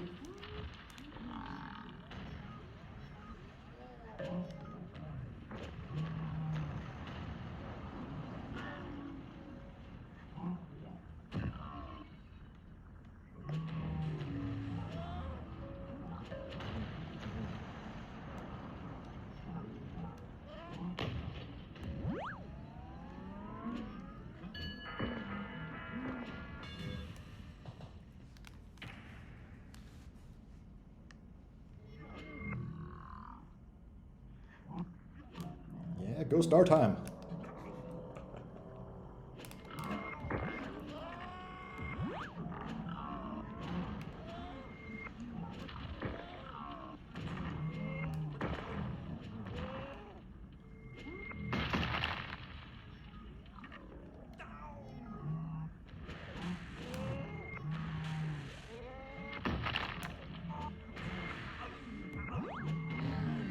No.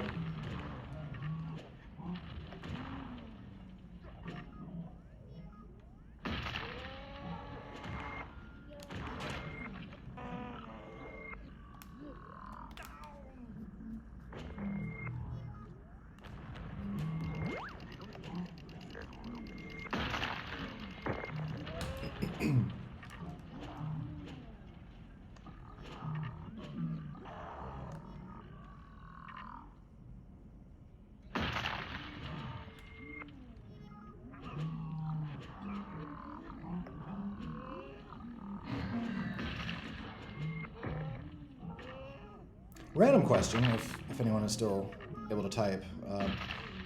Does anyone get like poor frame rates or anything on Android these days, or is mostly that acceptable for anyone? I'm thinking of like upping resolution on like some game assets and things at some point. I'm wondering if there's any downside to that. You know, like making meshes smoother, higher res textures, things like that.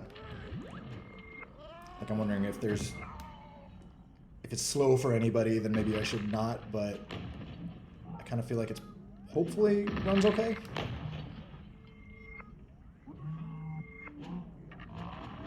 So anyway, if anyone has any thoughts, let me know.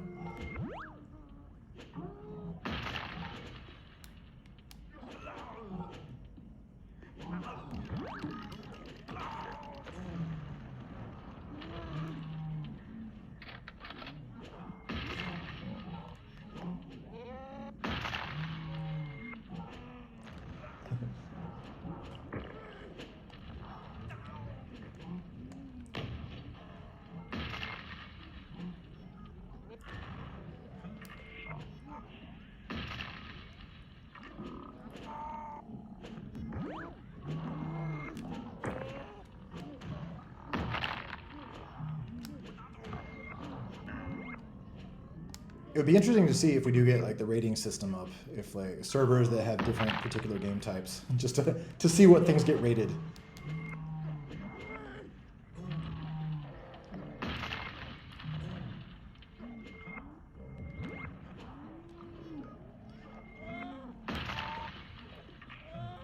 Or I guess yeah, we could have, I don't know, maybe we would have like categories. Like if there's certain game types you like maybe there'd be like a filter for, I wonder what it would make sense. If anyone, like any thoughts any of you have about like what you'd like to see in like a server list, like what sort of options. I mean, obviously the same thing we have now, or like search by name. There'll be options for, you know, picking your region, but if there's anything else that you think would be useful, like filter by number of players or something like that.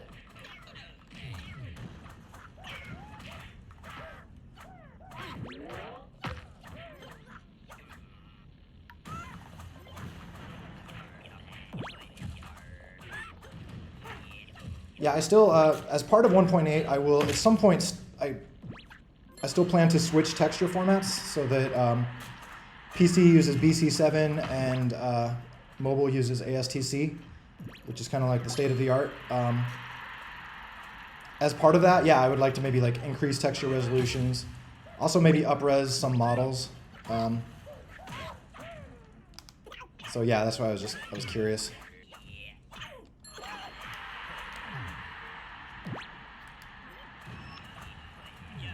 I'd love to do like a little bit of a graphical pass, you know, maybe just like a, I don't know, occlusion filter or some small thing at some point. But again, that's another tangent. I don't want to be doing too many tangents. Or simplifying the graphics engine so that other people could do that theoretically as well. I've also been looking into how to properly do OpenGL on Windows. Because OpenGL is not very well supported on Windows, so either I should make a DirectX renderer or something like that, or Vulkan. But I was looking into, I think I mentioned it before, it's called Angle. It's almost native GL something.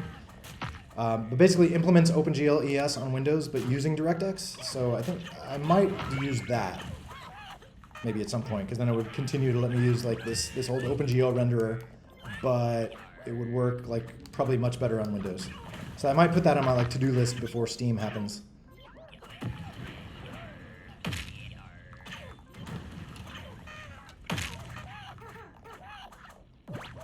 Bump and Doom. Oh, I could be down for doing that.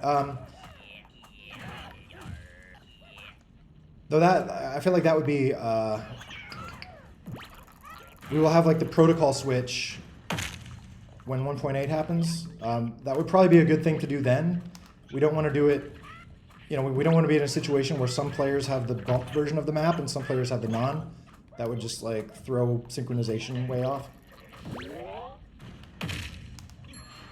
Whoa.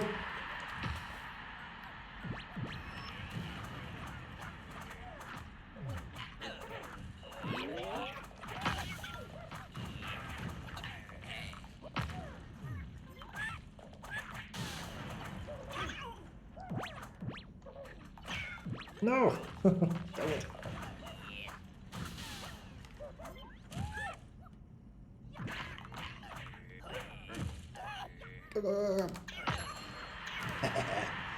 Yeah, pretty even so far.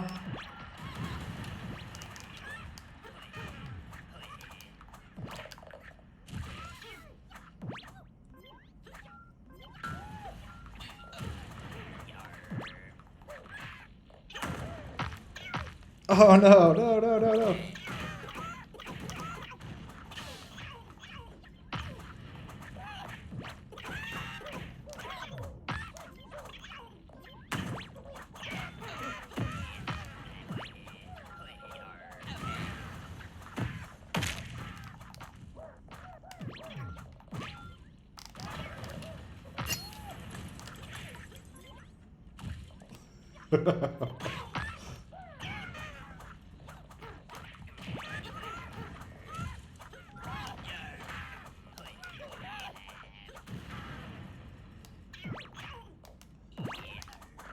It's been a pretty fun football game. I feel like I love when it's like this, where it's just like a epic struggle to get those last few inches.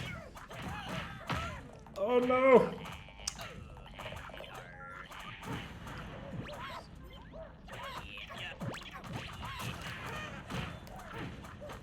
Yeah. Oh man. Whew. It's gonna be a hard-fought victory, whoever it is.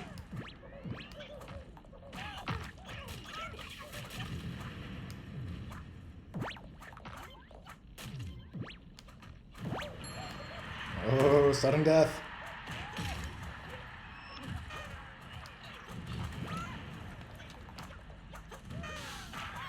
Oh, oh no! Oh my gosh!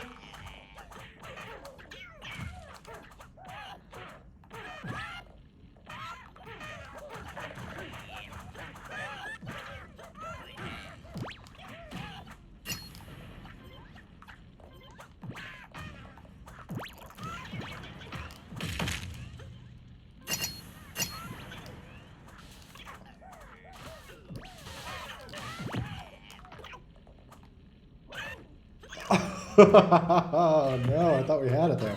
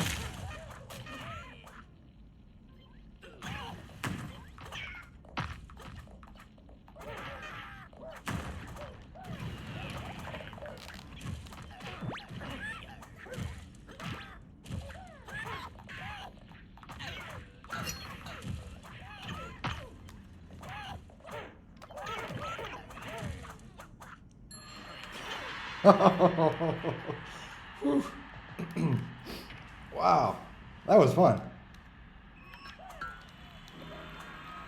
Yeah, I love when you get those like very evenly matched football games. It's just like pretty intense.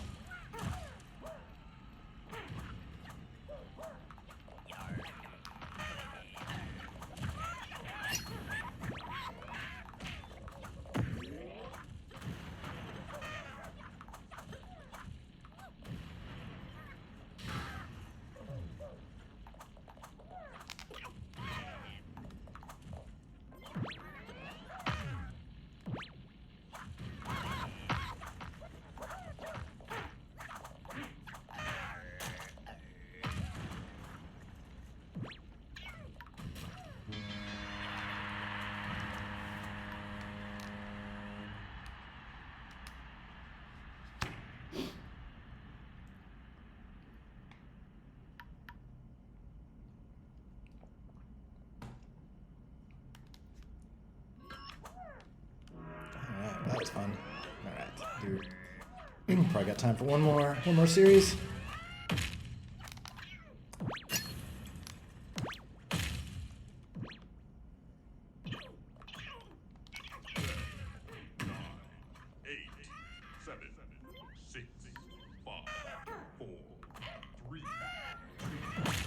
Hey, brother board. How you doing?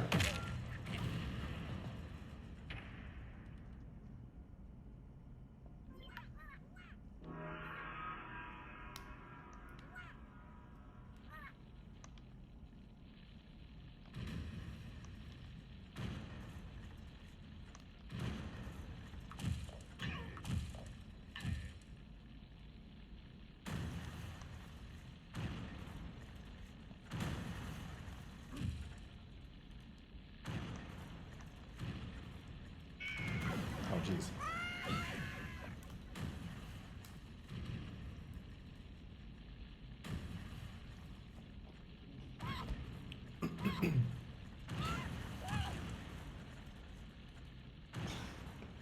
I feel like Meteor Shower with punches enabled, that would... Maybe like really weak punches or something? I was gonna say, I feel like the punches would end it like immediately.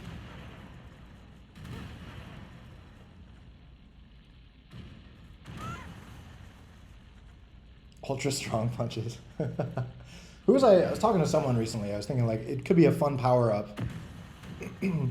I think Sock. I was mentioning to Sock like a fun power up, like almost like an alternative to TNT is just like a super punch. It's like a ridiculously large glove that's just like one punch, but it just like annihilates whatever you hit. So just turns you into like this super powered punching machine for like one punch. Anyway.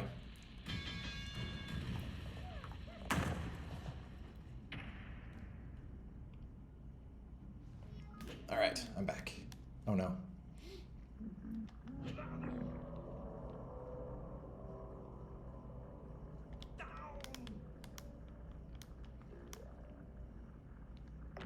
I feel like I've never done like epic solo elimination on like non-default map. Ah.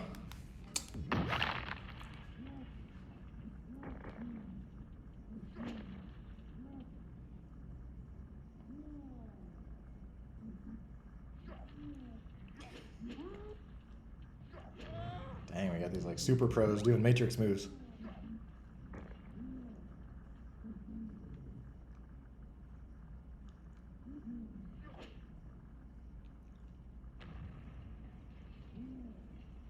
It is.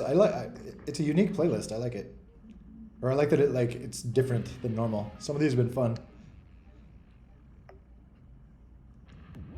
Some are questionable, maybe, but it's I don't know. It's some variety.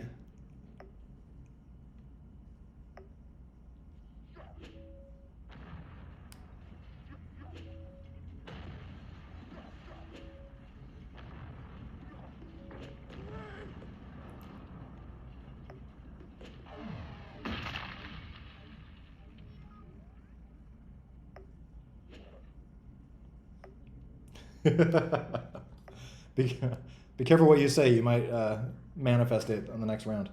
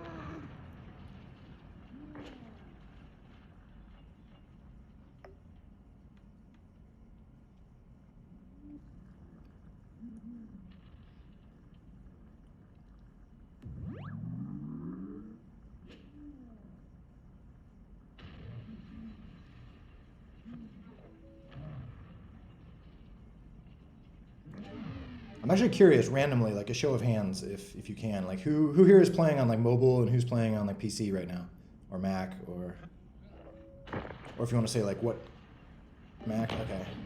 Or like what input you're using. I'm just using, got my PS controller on my Mac here. Do we have any mobile people, or yeah, are kind of, is everyone PC types?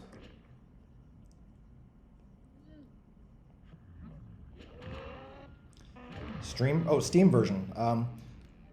That's still the plan for 2.0. I know that seems like forever. I might, like, if there's some sort of, I don't know, early access, or if I can get it up on Steam in like a limited way, I might maybe try to do that sooner rather than later. Maybe not wait till 2.0. I do not, sadly. I've been slacking on like watching new shows lately. There's a bunch of like stuff I want to catch up on, and I'm super behind.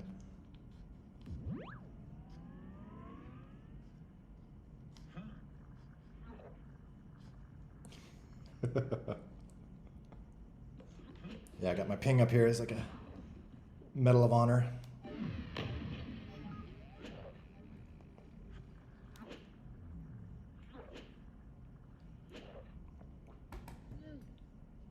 And I'm actually only playing at 60 FPS. It says 120 because this is mirroring my built-in laptop screen, but I'm watching it on my 60 hertz external monitor, so that's a lie. I'm only seeing 60 frames per second.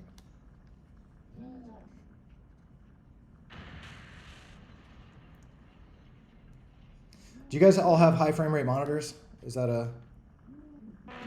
I mean, I know it's a common thing with gamers. I'm just curious, like, how common they are.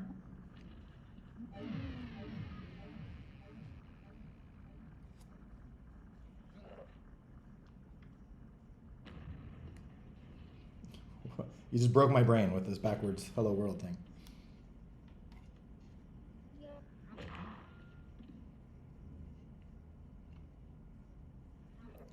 Yeah, it's interesting having solo elimination on like a bigger map like this, but I kind of feel like in return, or to compensate, I almost feel like you need to like lower the numbers, you know, like 1 or 2 lives for everybody. Seems like it kind of, in my opinion, it goes a little bit long otherwise. I think that's why, like, when I made that mode, I put it on like the smallest map possible, just to keep it moving along.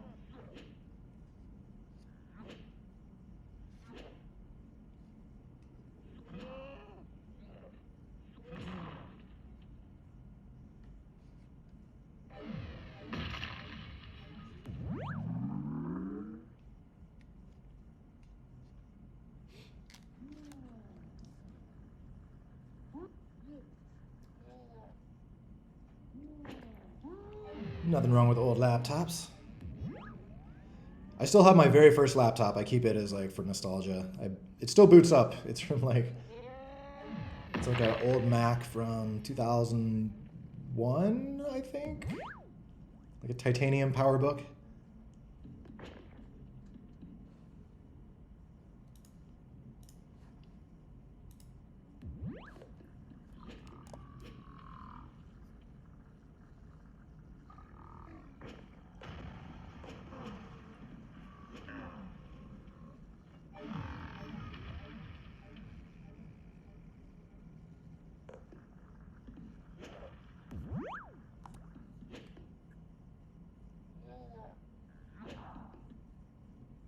Looking for a broken head. I must have missed it.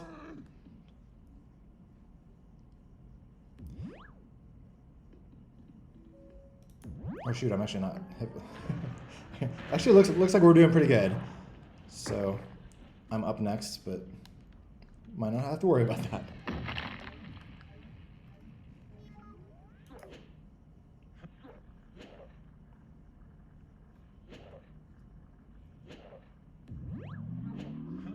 I guess that's another factor on this mode too, I guess, to think about is like if you have a map where like skill comes into play more and there's like less random falling off accidentally, then it kind of, it might make it more one-sided. Dang. Go star time.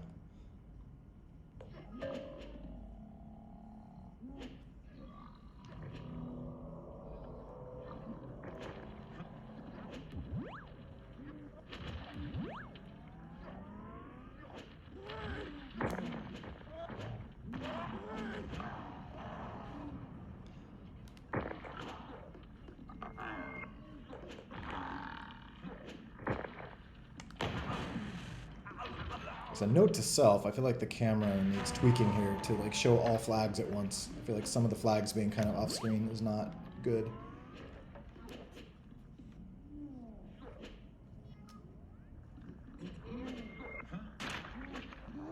That might be a camera bounds issue. I think maybe the bounds aren't. Because the camera won't zoom out. Like it'll zoom out to try to show everything like that's going on, but there's a bounds that the map has, and it won't zoom out past that. I'm wondering if the bounds is causing problems here.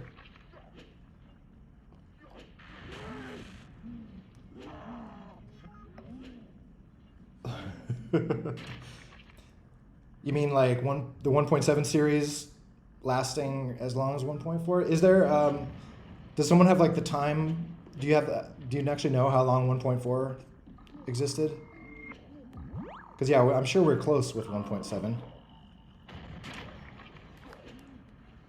If we haven't passed it already, which yeah, is a little shameful. 1.4, yeah, that was a pretty long era.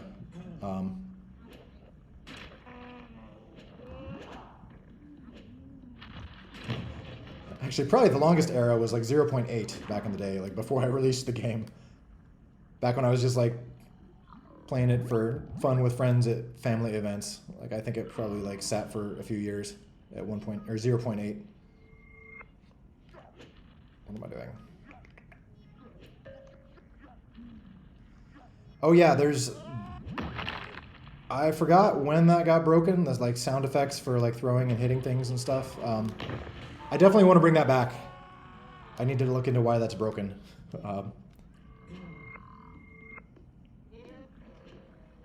There's something I did, when was it? There was kind of a big like graphical update, and I think something involving that wound up me, like I think I turned off the sounds. Oh, 1.4 took 5-ish years. Oh my gosh. Okay. Okay, so all right, see, we still got 2 years to go. All right, I really, again, I hate announcing any sort of times, but I really hope we don't beat 1.4. I would be shocked if we did. I mean, at some point I'll run out of tangents, I hope.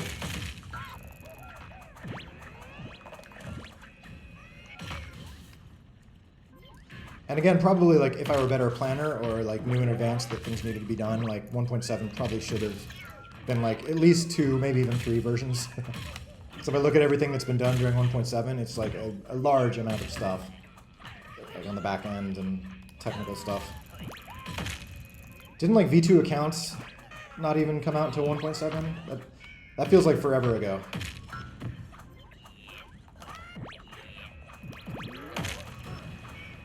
Oh man.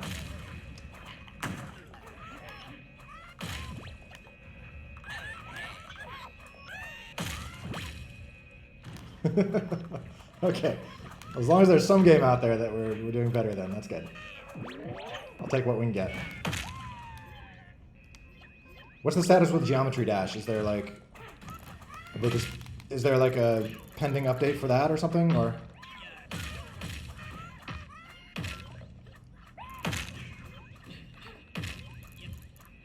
Oh no! Get that flag home!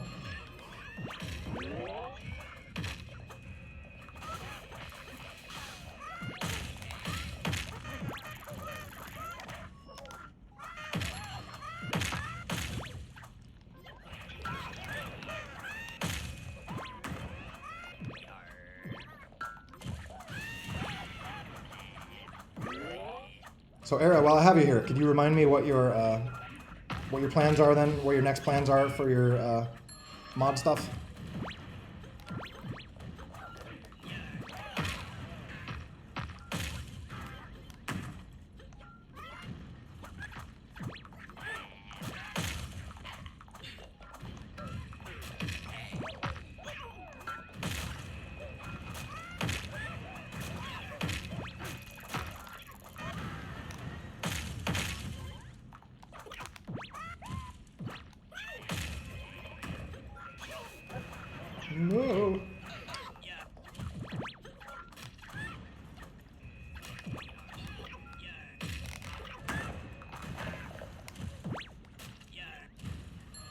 Oh no.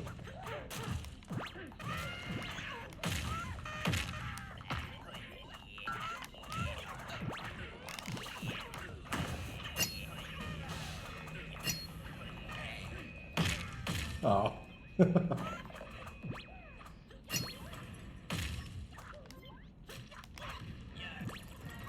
Don't let development hell beat you.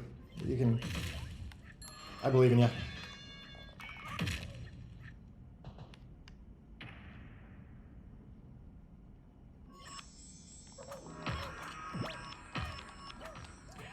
Well, give me a holler if you want to like do a proper demo on here sometime or whatever.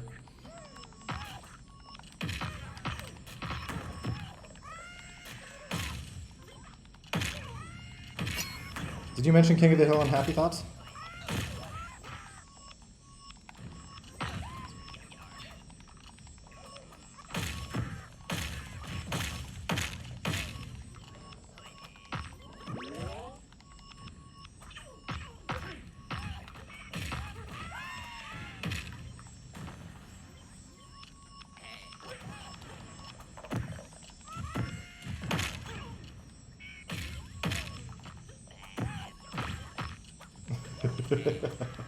There it is. There's the response.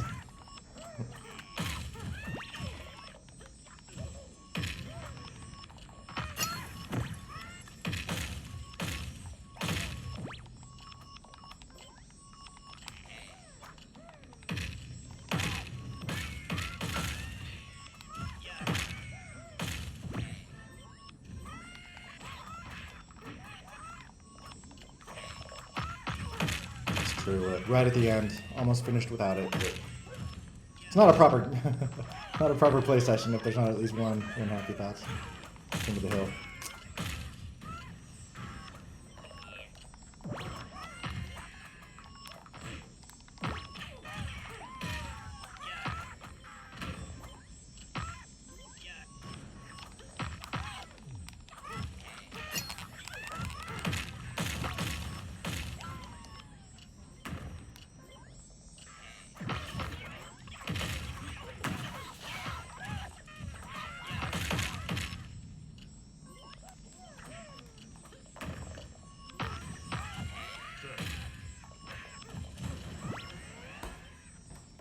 That's true. It's a little bit more structure to it.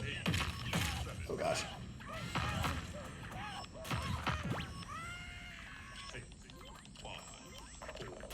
I'm still of the strange opinion that like epic mode Happy Thoughts was kind of fun. We haven't done that in a bit. Whoa! Go start time. Alright, good game all. We had some, like, there were a few lopsided ones, but there were a few, like, really close, oh my gosh, I'm at the bottom. Oh, well. I'm talking, it's okay. All right, I'm gonna hop out since we're over time, but that was fun. Thanks for hosting.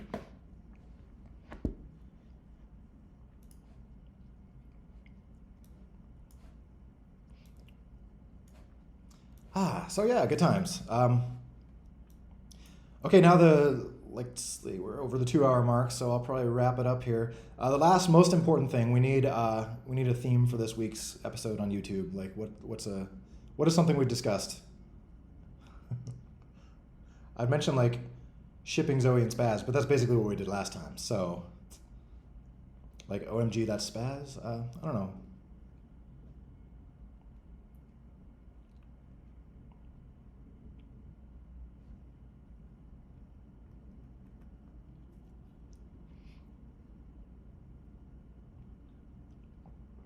I still need to implement like my secret God mode button or something, where just like my smite button, just very subtly, just like, smite anyone. Hopefully they don't notice. Oh, well, been fun playing. I'm not always at the very bottom of the list, but and I never want to like make excuses.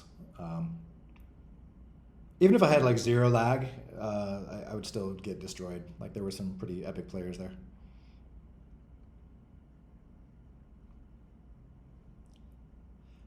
I think we've talked about this, like mix and match characters, which in a way it sounds kind of cool. I'll probably leave that mostly to mods though. Like if mods want to do that kind of stuff, just because I feel like everyone would do that, and then like nothing would look distinct anymore. You know, I think everyone would have like too unique looking of a character, like Zoe's head with Spaz's left arm with like Grumbledorf's feet. You know, it just kind of like everything would kind of melt a little bit into mush. I would worry that would happen. So I want to kind of try to keep things a little bit more designed if possible. I can't believe it isn't BAU IV1.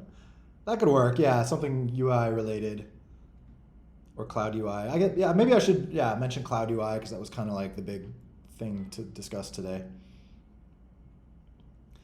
Where was that being hosted, by the way? I know I asked that before. Maybe they answered. Maybe I missed the answer. But I'm just out of curiosity. Somewhere in Europe, or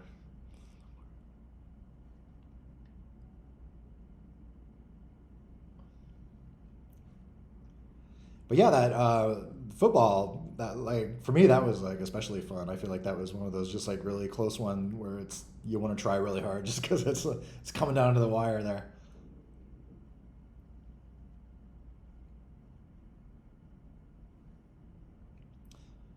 This reminds me I should do something like, well, I guess, or yeah, I guess it could do that for any private hosted server because those are all running on AWS, so I can basically say where they are. Like that would be interesting to do. I'll put in a feature request to myself. Just yeah, I'm curious like to know where I'm playing. Philippine server. Oh, okay, cool. All right. Yeah, I can see that being. Yeah, I'm trying to think like who in the world would be the opposite side of the world from the Philippines.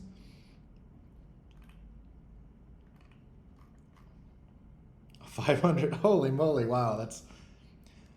I feel like for me, I was in the mid 100s, which it's like it's definitely laggy, and you know, if I was trying my hardest, that would. I mean, not that I'm ever not trying my hardest, but you know, I could see that being an inhibition to doing well, but still like fun. But yeah, 500 would just be like, no way. So anyway, that gives me some ideas for the stream name for this week. So, all right, I'm going to head out. Yeah, been fun, everyone. Hopefully should be around in the next few weeks. At that point, yeah, the new store should be out very soon. So hopefully the new server list not too long after that. So hopefully there will be some shiny new stuff to talk about next time. But anyway, it's been fun. So thanks all for tuning in. And yeah, I will. I'll have this posted on YouTube tomorrow. I did remember to record it, so you can see up here. So anyway, I will catch all you folks later. So peace out.